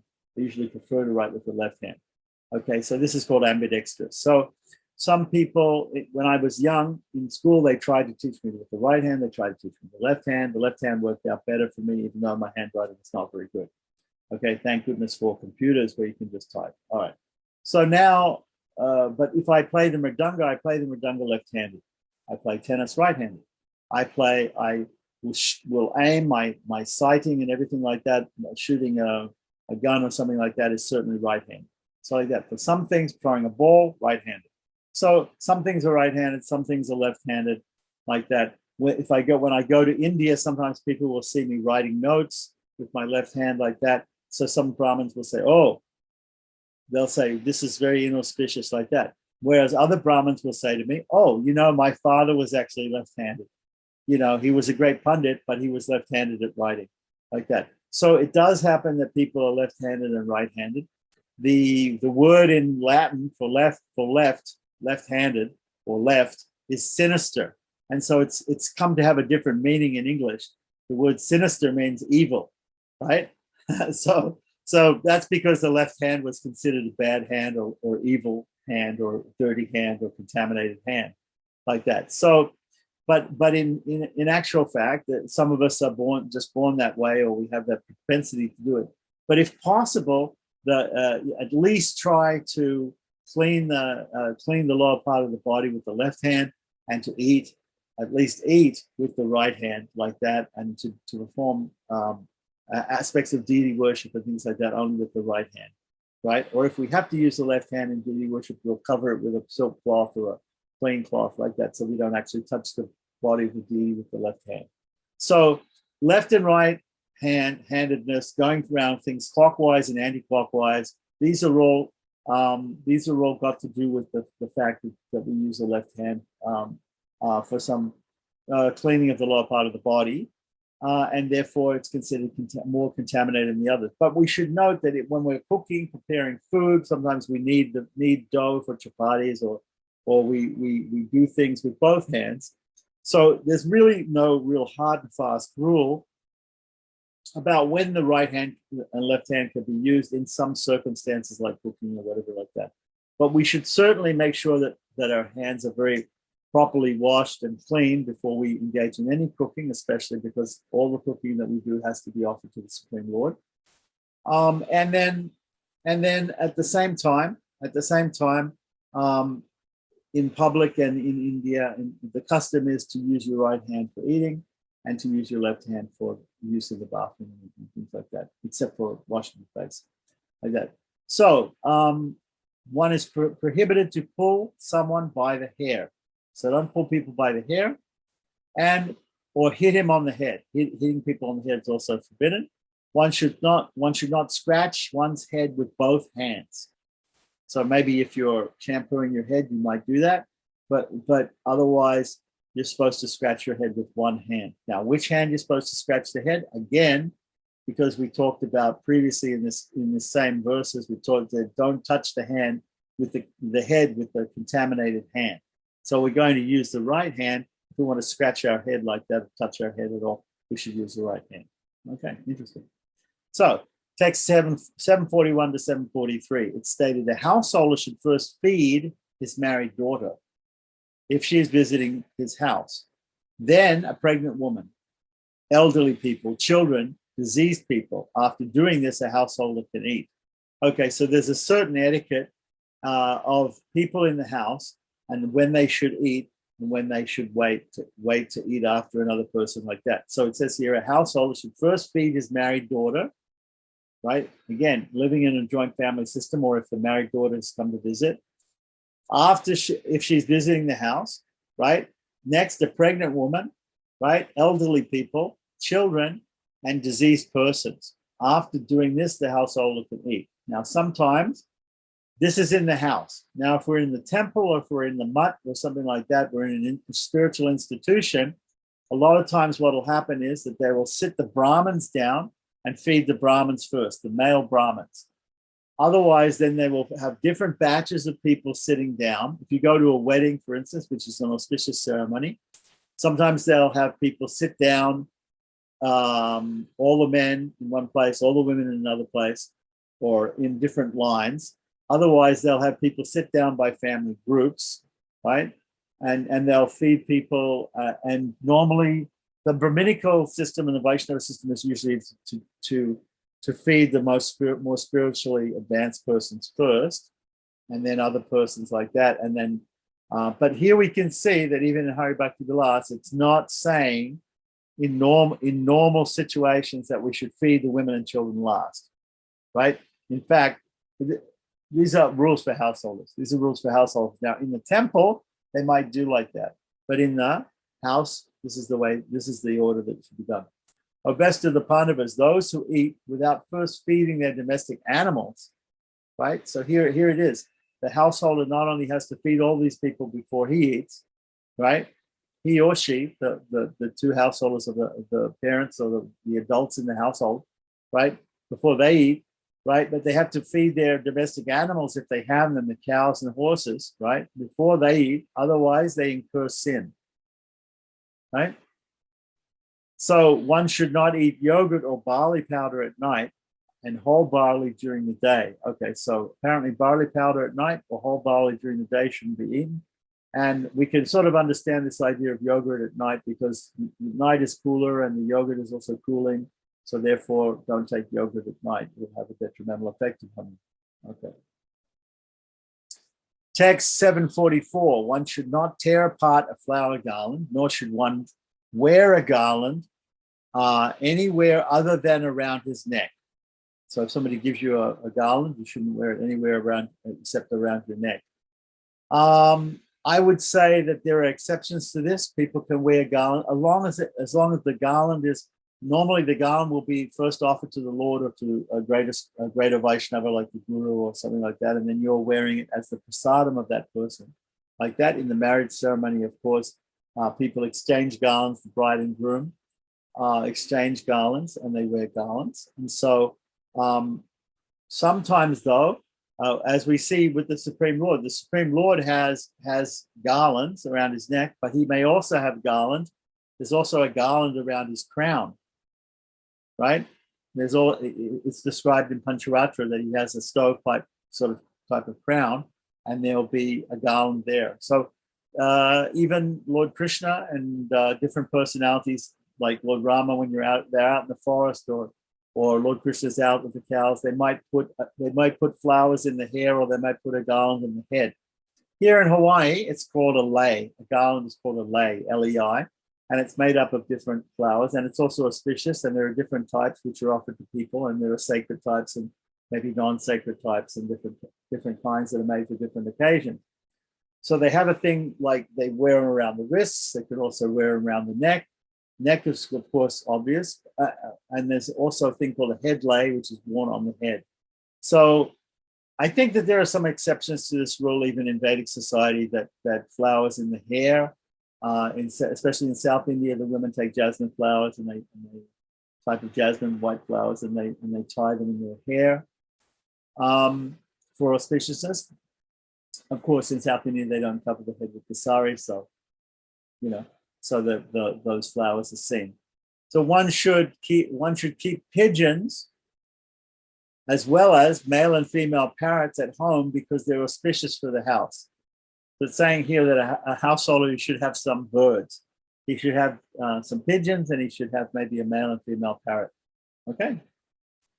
So 745 to 746 in the Vyasa Gita, right, which Vyasadeva was the compiler of the Vedas, and Gita is the song, means song. So the song of Vyasa. In that section of the Kurma Purana, it's stated, one who steals grass, spinach, roots, or water will go to hell. Right? So stealing is not a good idea, but specifically in this verse, it's talking about stealing grass, spinach, roots, and water. An intelligent person should not accept charity from a king. Right? So one becomes indebted to the king. If one accepts the charity from the king, one becomes under the control of the king. So if one wants to keep his independence, maybe he shouldn't accept charity from the king. In other circumstances, maybe there might be a reason for accepting charity from the king. When Sudama Brahmana came to see his friend Lord Krishna in Dwarka, certainly Krishna was the king of Dwarka, and he bestowed a lot of charity on Sudama Brahmana. So that's even the pastime of the Supreme Lord. We don't think it's completely wrong in all circumstances. So one intelligent person should not accept charity from the king, a Sudra, or a sinful person. So it's another thing. Don't accept charity from a Sudra or a sinful person, like that. So now the Brahmanas, here we're talking about Vaishnavas. Vaishnavas are exalted just like the Brahmanas in society. And so therefore, the same sort of rules applies to a Brahmana as a Vaishnava. What does a Brahmana do? Yajna, patana, dana, pratikriya. He performs sacrifice. He teaches other people or helps other people to perform sacrifice or worship of the Supreme Lord. He studies the scriptures or the Vedas. He teaches the scriptures or the Vedas, and he gives and receives charity. So you should not, however, if you're a Brahmin and you're receiving charity, you should not obsede. Saying here, an intelligent person should not take charity from the king, Sudra, or a simple person. Right? Why shouldn't we take charity from these people? Well, number one, all of these people, the king is considered a sinner because he takes 1/6 of all the karmic reaction of all the people, all of his subjects, like that. So the king is considered a sinful person in some respects, right? Although he's considered a Rajarshi, a representative of the Supreme Personality of Godhead, and a saintly king, right? Okay. However, in the debate that Yamunacharya as a young boy had with one of the king's pundits, he made the proposition that the king is sinful, and he proved it by saying this, explaining from the scripture that the king takes some sinful reaction from all the subjects. So since the king is the king is the king of everybody in the kingdom, from the lowest person, the lowest Sudra, to the highest Brahmana, like that. So therefore obviously he's going to take some sinful reactions. Any leader takes some sinful reactions. In the Bible time it says, Guru na sasyat, Svajano na sasyat, Pita na sasyat, like that. So you shouldn't become a king or a guru or a teacher or any sort of authority over other people if you're not willing to uplift those people and bring them to spiritual life and to care for their welfare, like that. If you neglect them, like that. So that's the position of a king. So in this sense, the king is sinful. Sudra also is sinful because he's predominantly covered by the mode of ignorance, right? So he's also considered more sinful, right? Or a sinful person is sinful, right? So all of these people are considered sinful in some way. The king maybe least of all, right? Like that. But so that's why we shouldn't take wealth or charity from a sinful person. Why? Because the sinful person has probably earned or might have even stolen that wealth, right? Or at least may have earned that wealth through unscrupulous or unshastric means, and he's trying to purify himself by giving some charity to the Brahmanas. This is described in Asuric mentality or demonic mentality by Krishna in Bhagavad Gita. Ishvaraham maham bhogi. I'm the controller, I'm the enjoyer, like that, and I will amass wealth, and I will enjoy, and I will give some charity to someone just to show that I'm magnanimous like this. This is all wrong mentality of sinful people. And therefore, we don't want to have any part of it, even by taking their money. So anything which is brought by stealing, right, or brought by some improper means shouldn't be taken as charity. We shouldn't take that. We're just encouraging that person to be sinful like that. And they're trying to get rid of their sins by giving some charity to the Brahmanas, some of their ill-gotten gains. So we don't want that. We don't want that. We don't want stolen flowers for worship of the deity. It's said you should not. This is the section on flowers. I think, what was that? Chapter 7. You're not allowed to steal flowers, even from your neighbors. You're not allowed to steal flowers for your own puja, for the worship of the deity, like that. Some people may think that that's a good idea to go out and steal flowers, but actually you should take permission from the person to use the flowers, and then that person will get some of the benefit of offering their flowers to the deity, and you will also attain some benefit like that. But don't steal anything, money, flowers, any of these things. So therefore, don't take charity from sinful people. One should not accept anything from those who are being condemned to live a miserable existence. We're talking about non-Vaishnavas here, because they are the people who are condemned to live a miserable existence because they don't engage in their natural propensity of the soul, which is the service, the eternal service of the Supreme Lord. And now somebody may counter and say, service, why should I be a servant? Being a servant isn't naturally happy. But if a person is a servant in a very rich man's house or a king's palace, he is very happy. Actually, he's quite happy. So the service of the Supreme Personality of Godhead is even more relishable and happy, right? But one becomes more relishable, becomes more happy and more ecstatic by doing that than ordinary service. It's not like dog service. It's not like the service that a slave does in this material world. It's not to be condemned. The service of the Supreme Lord is wonderful, right? It's joyous. It's ecstatic. So, but don't associate with or accept anything from people who are in this materialistic, miserable condition of life. 747 to 749, one should not make a habit of begging, right? So there are some spiritual personalities, sannyasis and tyagis and yogis, and even some grihastas who do unchavritti, or what we call madhukari. Unchavritti means going around and begging door to door for some foodstuffs to take home and to cook it to offer to the Supreme Lord. Vedanta Deshika was a householder who was very poor, who did that. One time he was begging, and people took pity on him. They thought he's a householder, he should have more wealth and everything like that. So one householder placed some gold coins within the rice, the raw rice, which he poured into Vedanta Deshika's begging bowl. And when Vedanta Deshika went home, he gave the bowl to his wife to clean the rice and to wash the rice and to cook the rice, and then offer it to the Supreme Lord so that they could eat that day, like that. And his wife, they were so poor that his wife came to her husband and said, "Swami, my master, oh husband, what are these things? What are these yellow disc-like things? These, they were gold coins. What are these things that I found within the rice today?" Like that. They were so poor, she didn't know what money was. She had no idea even what coins were, what money was. She had never seen it because they were so poor. So he just said to her, "These things are very bad. These things are horrible insects. Throw them away. Throw them away. They will bring nothing but horrible, existence upon us if we have these things. Don't have anything to do." Similarly, in Gaudiya Vaishnavism, we had the example of Rupa and Sanatana Goswami when they retired from serving the Muslim ministers as ministers of the Muslim regime in West Bengal, at that time. They had boatloads of gold coins, and they distributed those all to their relatives and to charity and to the worship of the Supreme Lord. Sanatana Goswami kept a few coins, or one coin in particular, for emergencies like that. But even that, finally, they gave it up because they thought this will simply attract worse people. This will attract demoniac dacoits and bandits and robbers, so we have to get rid of those things. I think it was Swami's servant kept one, and then they were going through the forest and they were afraid of bandits.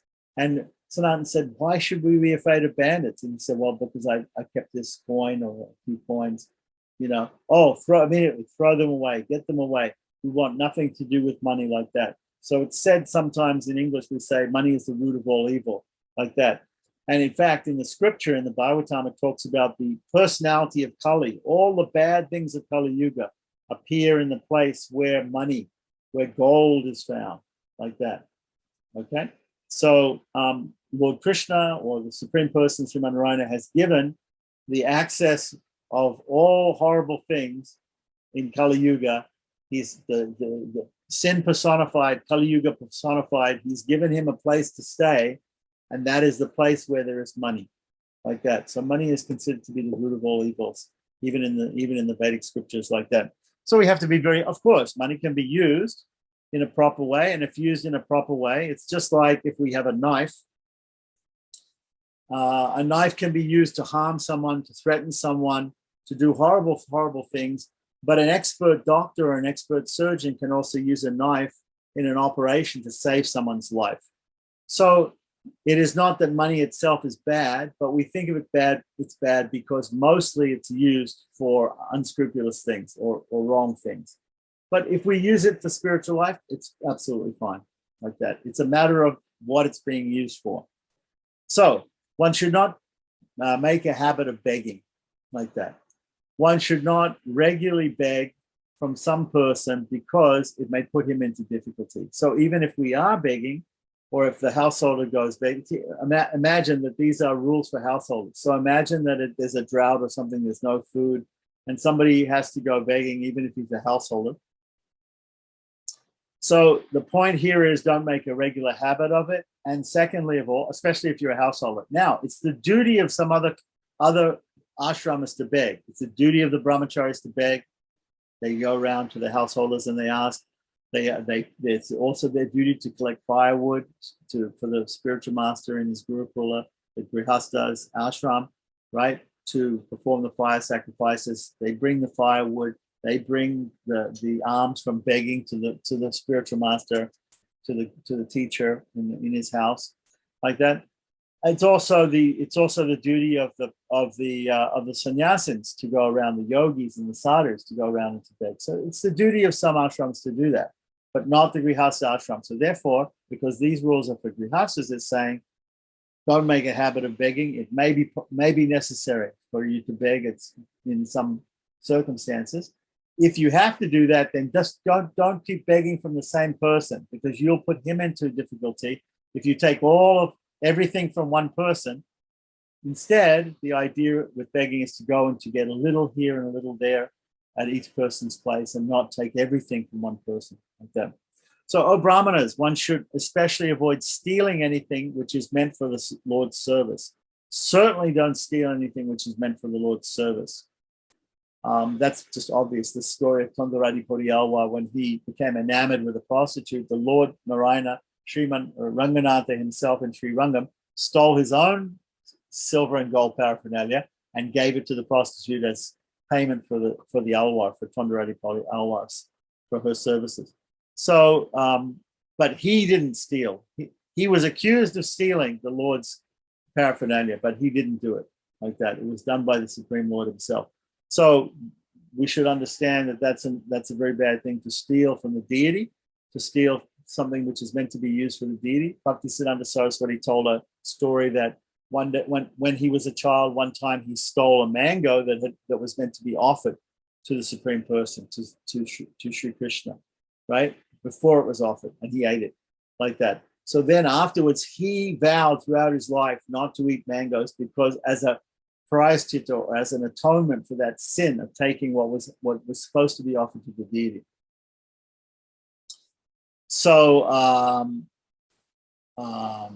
O Brahmanas, one should especially avoid stealing anything which is meant for the Lord's service. Even if one is in great difficulty, one should not steal anything which belongs to a Brahmana, right? So it begs the question as to if you're going to steal, if you have to steal, then maybe you have to steal from the Kshatriyas and the Vaishyas who have the money, right, and not from the Brahmanas. Learn it, it's an interesting way to put it. Don't steal from Brahmanas. You shouldn't steal from anybody, but especially the Brahmanas, and we can say especially the Vaishnavas, or from the Supreme Lord's service. Learned persons may not consider poison to be poison, but they certainly consider something stolen from a Brahmana to be poison, right? So there are certain, in the scriptures, in the Dharmashastras, there are certain sins which are greater than other sins, right? So there are these 5 Mahapatikas, great sins, and there are minor sins. So we can read it later on if we want to read some more about different rules and regulations of the Dharmashastras. These are just general rules here. But don't steal from elevated personalities like Vaishnavas and Brahmanas. The same principle applies to the possessions of the Supreme Lord, right? Anything that belongs to the Supreme Lord in the temple or in the house. Therefore, one should always be careful to avoid stealing anything that belongs to the Supreme Lord or a Brahmana, and we can also say a Vaishnava. Text 750 to 751, a Brahmana should not commit sinful activities on the pretext of following religious principles and vows, right? What springs to mind is the offense in chanting the holy name on the strength of that the chanting will purify us, like that. So we know, or committing a sin and then going and bathing in the Ganges. And of course, the example is given by Srila Prabhupada and by other persons also of an elephant taking a bath. The elephant takes a bath and gets nice and clean, comes out on the bank and throws dirt on itself again and becomes dirty. So there's no point to committing sinful activities on the pretext that you're performing some vow or some principle which will nullify that. This idea of counteracting sins by prayaschitta is not, we shouldn't commit sins thinking that we can do the prayaschitta later, we can perform that. We should always be thinking, no, we should not commit the sin in the first place. However, if we do commit a sinful activity, certainly we can do some prayaschitta, we can do some atonement for it. Brahmanas who hide their sinful activities in this way and thus cheat innocent women and Sudras are condemned by sages who know the absolute truth in this life and in the next. So he's talking about, not exactly sure the exact circumstances, he's talking about some Brahmanas who are cheating innocent women and cheating Sudras by performing some sinful activities on the strength of doing some religious vow. So we don't know exactly what that means. Right, so it's condemned. It's condemned by sages who know the absolute truth in this life and the next. Being rebellious towards the spiritual master is millions and millions of times worse than being rebellious against the Supreme Lord. So we also say that yasya prasada bhagavad prasada yasya prasada nagati gatopi jayam stivam tasaya sasti sanjam mande guroshu chanana vindam. In the Guru Vasiyam we say that if one gets the mercy of the spiritual master, there's no problem, one can attain the Supreme Lord. But if one loses the mercy of the spiritual master, then even the Supreme Lord's mercy, the person is not going to make any spiritual advancement. One should at least please the spiritual master, right? But if he's rebellious towards the spiritual master or the guru or the teacher, like that, it's worse than being rebellious against the Supreme Lord himself. So this is because the Supreme Lord feels for his great devotees and his acharyas and alvars and saints, he feels more compassion for them than for the ordinary person who's a sinner. And if he doesn't want to see that those persons are dishonored, right? Even though he might undergo dishonor, he doesn't care so much. If his devotee is dishonored, he says, know for certain that my devotee never perishes. That's what the Supreme Lord says. So, text 752 and 753, it's not proper for a Brahmin to live anywhere other than the sanctified area between the Himalayas and the Vindhyas, between the Eastern and Western Oceans. Didn't I tell you that was there in the scriptures, right? So, Himavad, this is the statement. So, anybody who says to you that they're a proper Brahmin, you can quote this to them and say, do you live in Upper India, Northern Central India? That's where you have to live. And if you don't live there, right, it's not proper for you to live there if you say that you're a Brahmin, right? That's Aryavarta. Brahmins should live in a place where the spotted deer are seen as sacred and sacred rivers flow. In fact, I was reading this even today in Manusmriti. This is for sure. This is quoted exactly from Manusmriti. It doesn't say where it's from, but it's from Manusmriti. Right. Brahmanas should live in a place where the spotted deer is seen and sacred rivers flow. Okay. So, for instance, we have that spotted deer here on Maui because the king of Mysore, back when Hawaii was a kingdom, gave 2 spotted deer from Mysore to the king of Maui. The king of Hawaii, the capital was on Maui at that time, and they've all run wild, and there's an abundance of these spotted deer here. So I am very happy that I live in a place where there's a spotted deer. That's what it says. Okay, it's not exactly between the Himalayas and the Vindhyas.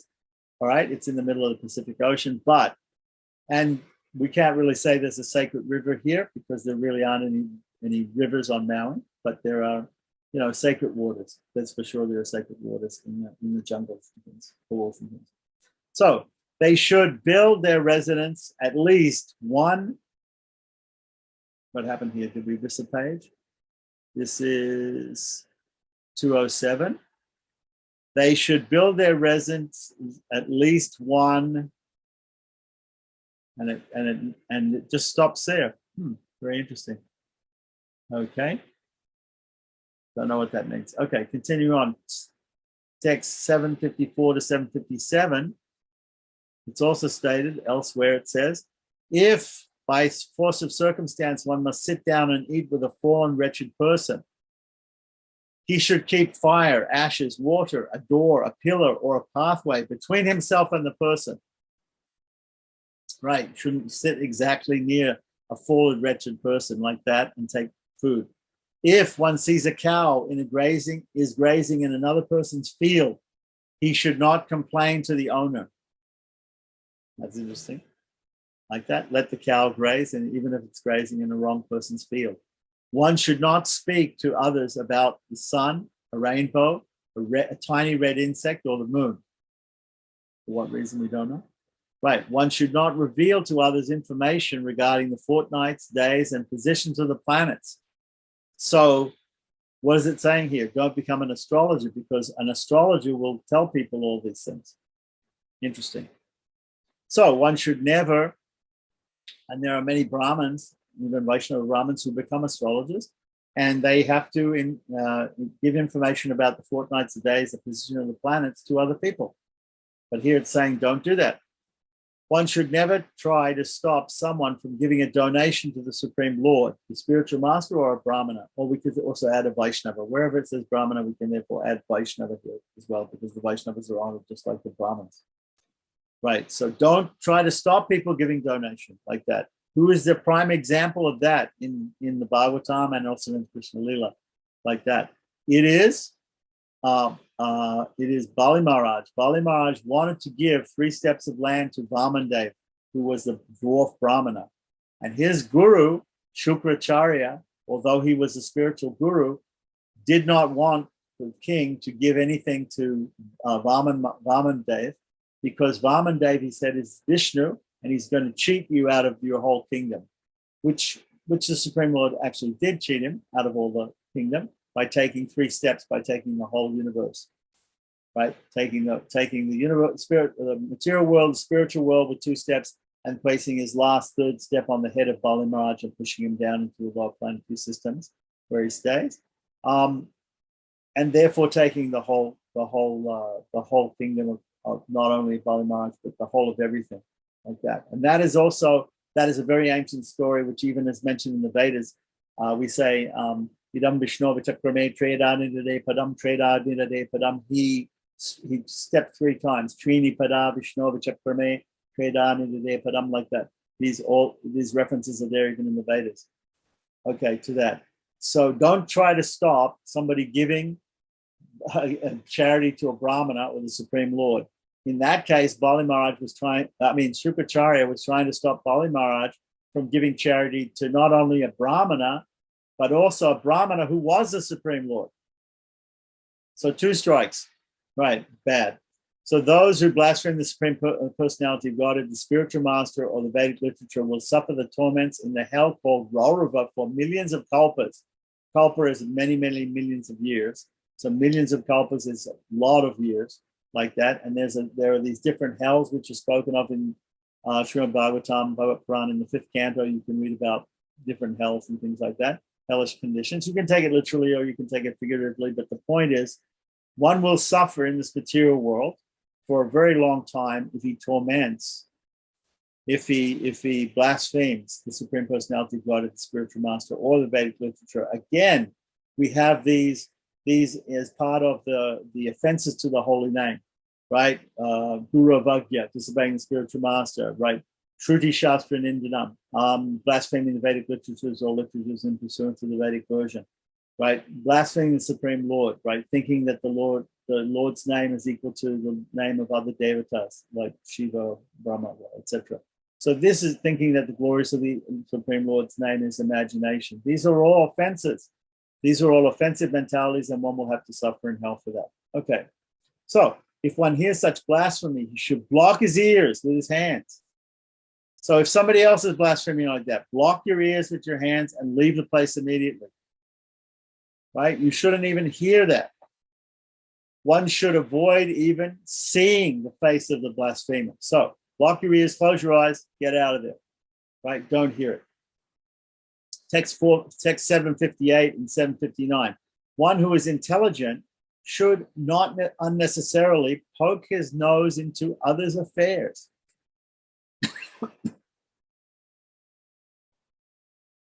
So mind your own business. A good general rule of conduct. One should never reveal his losses like that. So that's maybe for Vaishnavas. This is a good idea. You know, don't let on to people when you've lost. You have losses. One should never quarrel. Of course, confidential matters you can always talk to Vaishnavas. You can always talk to the spiritual master about confidential things.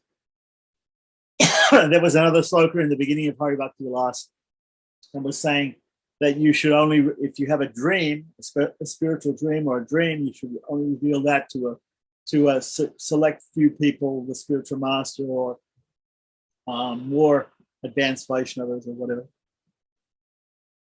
One should never quarrel with his relatives and intimate friends. Sometimes quarrels occur, but we should try not to quarrel with our intimate friends and relatives. Oh, best of Brahmanas, one should not even call even the most sinful person a sinner or anything else. So don't even say to a person who's sinful that you're a sinner.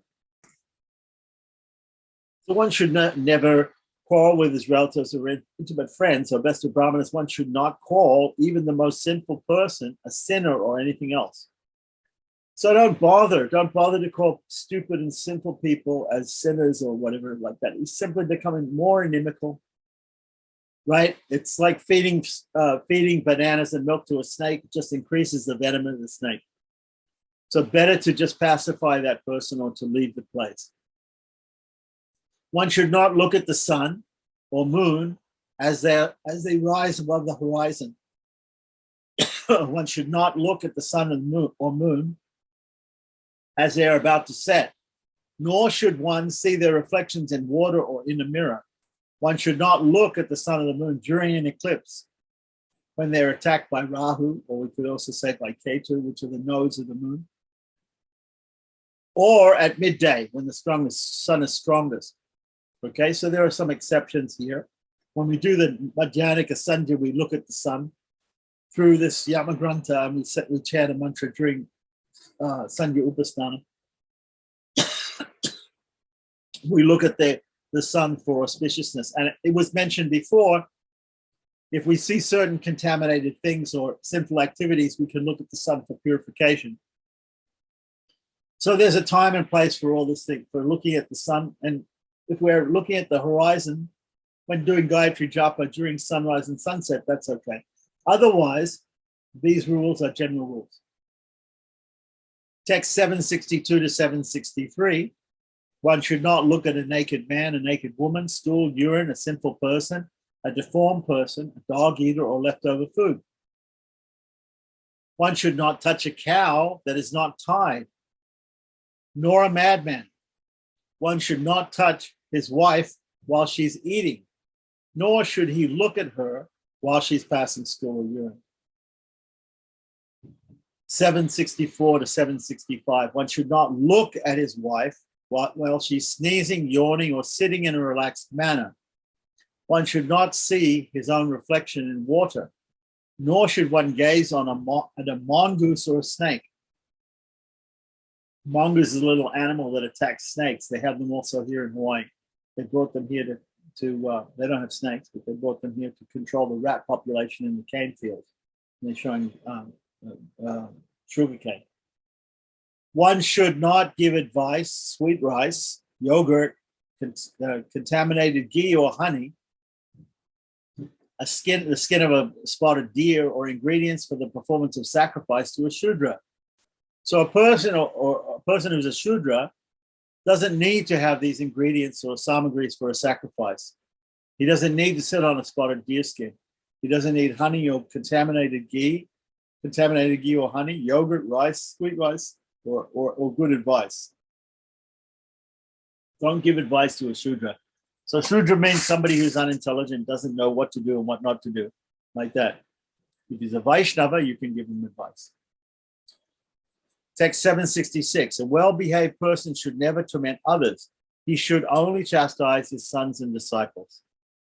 One should not disrespect others. One should not reveal his poverty to anyone. He should be humble about that, like that. He shouldn't just say to everybody, "Oh, I'm so poor all the time," like that. Please, in trying to get other people to have, to give him donations, whatever. One should neither condemn himself nor brag about himself. Text 767. One should never refer to a river as a river, okay? Or call a mountain simply a mountain. Rather, one should call them by their names, such as Ganga, Himalayas, and so on. That's interesting. So have respect for the rivers, have respect for the mountains, and call them by their names. If a person has lived with someone and then leaves that person and goes away, he should not return and live with that person again. So if you have a relationship with a person, you live with them like that, and then you leave them like that, you abandon them like that, you should not again return and live with that person again. That's what it's saying. Exactly the circumstances we don't know. 768 to 771 says, one should not use leftover oil that has been applied to his head or other parts of his body. So don't use that oil for some other purpose like that. That may be talking about gingerly oil, which is sesame oil, or mustard oil, which are the favorite oils in South and North India, respectively, like that. So if we use those on the body, then we shouldn't again use them for cooking, like that. Probably that's what it means, but it may have some other meaning also. One should not touch his genitals or anus. Obviously, you have to do that when you're cleaning after passing stool and urine, but at other times, it's not to be done, generally not to be done. Right, so then there are certain nyasas which we learned in the beginning of Hari Bhakti Vilas, which say that you should touch the genitals and touch the anus. But in that case, you don't actually touch those places. Anywhere below the waist, you don't actually touch when you do nyasa. But you simply take 4 fingers and you touch near to that place, and it's done by mentally touching that place, like that. You don't actually touch the place. One should keep his hands, legs, speech, and eyes always under control. One should not strike water with his hands or legs. Not exactly sure why. One should not break or smash a piece of fruit on a brick, like that. Of course, now in South India, sometimes people do smash coconuts. Coconut is considered to be a fruit. It's called Shripalam. It's a very auspicious fruit. They do that as a Shubha Dristi, to take away the evil eye, or to take away, it's an auspicious thing which people do to drive away inauspicious things that might happen, like the breaking of some other things. So one should not learn the language of the Mlechas, right? The language of the Mlechas. I think there are many languages which are considered Mlecha Bhashas or low-class languages. These low-class languages are all these languages which are not Sanskrit or not the holy languages of the scriptures. So for some people, the holy languages for different sects of Vaishnavas in different places, a holy language might be Bengali. For Gaudiya Vaishnavas might also be Tamil for Sri Vaishnavas. Might be some other Indian languages for other Vaishnavas, traditional Vaishnavas in India, like that. The ultimate spiritual language is, of course, Sanskrit, like that. Other things are Malecha Bhasha or Malecha languages. So we can say, first of all, we have to define what is a Malecha. We look in the Dharma Shastras for that, in Manusmriti. It'll talk about usually foreigners, people who are foreign to the Indian subcontinent.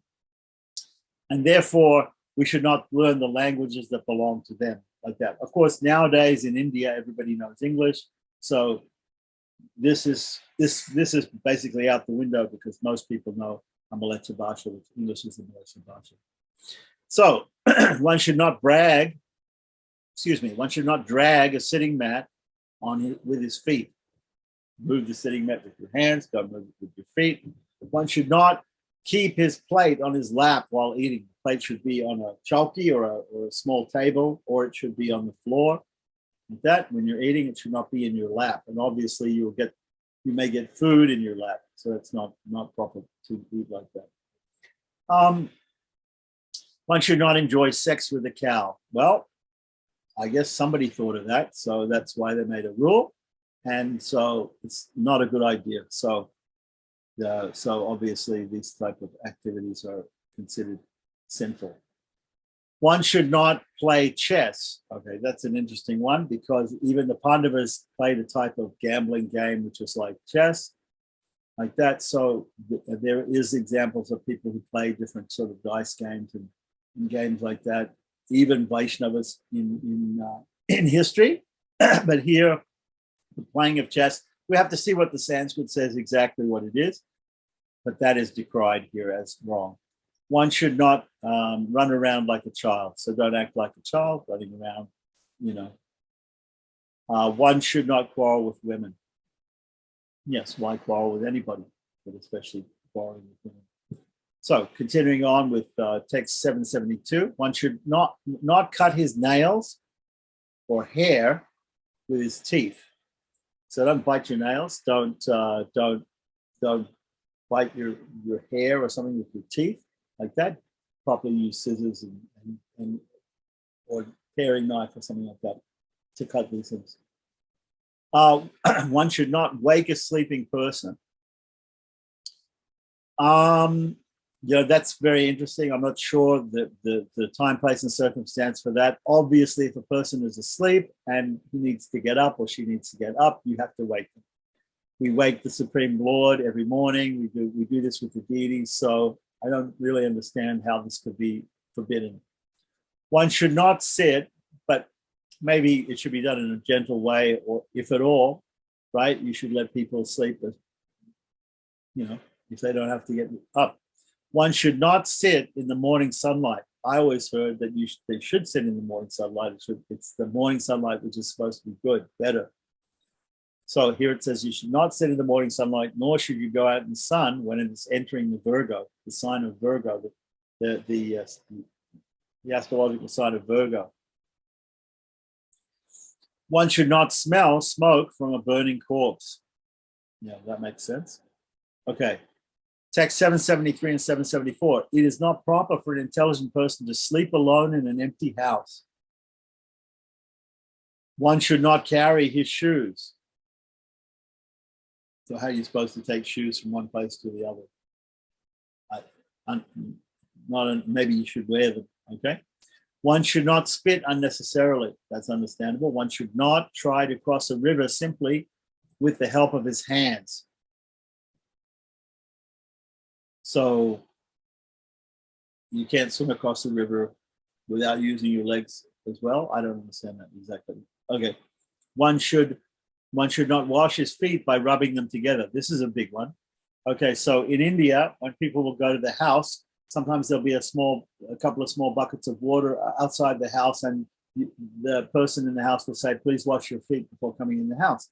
So you should take the small container and dip it in the big container of water, pour it on your feet, like that. And many people, what they do is they rub one foot against the other to get the dirt off. But in fact, you should do that with your hands and then wash your hands. You should not rub one foot against the other. I know many devotees, many people who do that, but that's a standard sort of etiquette. One should not warm his feet by placing them next to a fire. Again, the fire is considered sacred. So pointing your feet at a fire or warming your feet at a fire is considered bad etiquette, an insult. So, nor should one stand on a bell metal plate. Okay, so bell metal plate, presumably that bell metal plate is going to be used for eating or for some other purpose. So don't stand on it. Don't touch it with your feet. Text 775, O Brahmanas, one should never try to cheat the Supreme Lord. A Brahmana or a cow, we can include Vaishnavas in there. Don't try to cheat Vaishnavas. One should not touch a cow, a Brahmana, or fire in a contaminated state. So if you're contaminated, you shouldn't touch the holy cow, the holy Brahmana, the holy Vaishnava, the holy fire. One should not touch rice or a deity with his feet. Obviously, the rice is going to be cooked and offered to the Supreme Lord, so don't touch it with your feet, right? And the deity, certainly don't touch the deity with your feet. Text 776, even if a river is very small, one can cross it only after sprinkling a few drops of water on the head. So don't enter the river with your feet, right, which is an insult, right? Take some water from the river, even if it's very small, put it on your head first, offer respects to the river, and then go across. One should not cut a branch of a chaitra tree. Remember the chaitra tree? We looked it up. It was the Ficus religiosus, the banyan tree, which represents Lord Vishnu. So don't cut the branches of a banyan tree. One should never spit into water, right? So if you have to spit someplace, but not in water. One should never step over a fire. Again, stepping over the shadow, stepping over fire, these are all considered impolite. An offense. Text 777 to 778, one should never kick fire. I don't know why one would want to kick fire, but don't do it. One should not eat any food that was prepared with sesame seeds at night. So sesame seeds have some effects on people at night. I think eating sesame increases the heat in the body, perhaps. So don't do it at night. Maybe it'll keep you up at night. I don't know. One, you can't sleep. One should not enter a well. So don't fall into a well. Don't get into a well. There are specialized people who go into the wells to dig the wells out, to clean the sand out of the wells, to make the wells. And then after they do that, and they go in there with their feet and everything like that, then you have to purify the well by doing punyahavachanam in a kumbha, right? This is how, if you have a well in your backyard, like I do in Sri Rangam in my house, what we do is if we're taking water from the well to use in the puja of the deity in the house, first we take we have a rope and a pulley, and we wrap it around a pot, and we put it down in the well, and we get water in the pot. We bring the water up from the pot. Then we send a person down into the well to clean the sand in the bottom of the well. Maybe once a year they have to do this. And they go down, they clean it all up. But the guy is a Sudra, and he's sitting down there in the well with his feet in the bottom of the well, and all the water in the well is touching his feet. Then he comes out. You have got the water from before he went in a pot, and you worship that pot, and you do the punyavarchanam, and you do it for the purification of the well, and then you pour that water after it's all finished. You pour that water back in the well and purify the water of the well, and then you can use the water from the well. That's how you do it. So mostly we don't have wells anymore, so we're all hooked up to city water, so it's not something that's important. But in case somebody has a well and they have to do maintenance of the well, you should not yourself do it. You have to get somebody else who knows how to do it. One should not speak to anyone in a contaminated state. So if you're contaminated, don't talk to people. So while passing stool and urine, you can't talk to people. You can't do things when you're in a contaminated state. One should never throw fire into fire or extinguish fire with water. One should not, unless it's an emergency, obviously, if your house is burning down, maybe you want to extinguish that fire with water. One should not personally reveal the news of a friend's death, right? So you have to be careful when you're revealing somebody's death to somebody else, be very careful. Nor should one tell about one's friend's distress to anyone. Like that, revealing confidential information about other people is not to be done. One should not sell something that should not be sold, right? So don't go into the business, don't become a drug dealer, don't become a dealer in stolen goods. Don't sell what should be not sold, or that has been sold by someone else. Like that. That's interesting. So maybe, what does that mean? No eBay? I don't understand. You don't sell something that's been sold by somebody else. So don't sell things on again and again and again. It's an interesting thing. So if you buy something, use it for yourself and keep it in your family, and that's it. Like that. Never sell it on or something like that. So no garage sales, right? Interesting idea. So 779, 781. Let's continue on. One should not till, right, with a plow, sacred land. I would say exactly the opposite. In the Vedas, there are mantras for tilling land. When you're going to build a yagshala or do a sacrifice or something like that, you do till the land because you want to get up any bones or any bad materials that are there in the ground, and you want to sow seeds there. And so you have to till the ground. So here it says you should not till sacred land. I don't know what that means. Land that is filled with water. Okay, like a swamp. Or borderland. Borderland on the border of the country or on the border with a neighbor or something. We don't know. Why? Because maybe you'll make a mistake in the border. I don't know. One should never break a promise that he has previously made. Okay, so don't break your promises, right? Again, in the Bhagavatam, it talks about making a promise saying Om first, and then you can never break the promise or cross your heart and hope to die sort of thing. Is if you make a firm vow or a sankalpa like that, and then you shouldn't break it like that. So don't break your promise. One should not encourage animals, snakes, or birds to fight with one another. Some people in some countries, they have this cockfighting or dog fighting or animal fighting. That should not be done, right? That's exploiting animals and causing pain to sentient beings. We should never do that. A learned person should never exploit someone for his own benefit and then drive them away, right? Cheating people, exploiting them, and then driving them out. This is absolutely forbidden. One should stay away from the source of a bad odor, no matter what that is. One should always enter by the front gate. Okay, so there may be different gates in different ways to go into a temple or go into a house. You should always go in through the front gate. Don't go into the back door, right? This is actually a mistake that the Kumaras made. The 4 Kumaras, they went in the back door of Vaikuntha. They tried to go in the back door because the 4 gates of Vaikuntha, the front gate is Jai, Bala Prabal, Chand Prachand, Jai Vijay, and Data Vidata are the gatekeepers in the 4 directions. So in the eastern direction, it should be Bal Prabal. In the western direction, which is the back gate, is Jai and Vijay. So the 4 Kumaras tried to go in the back door.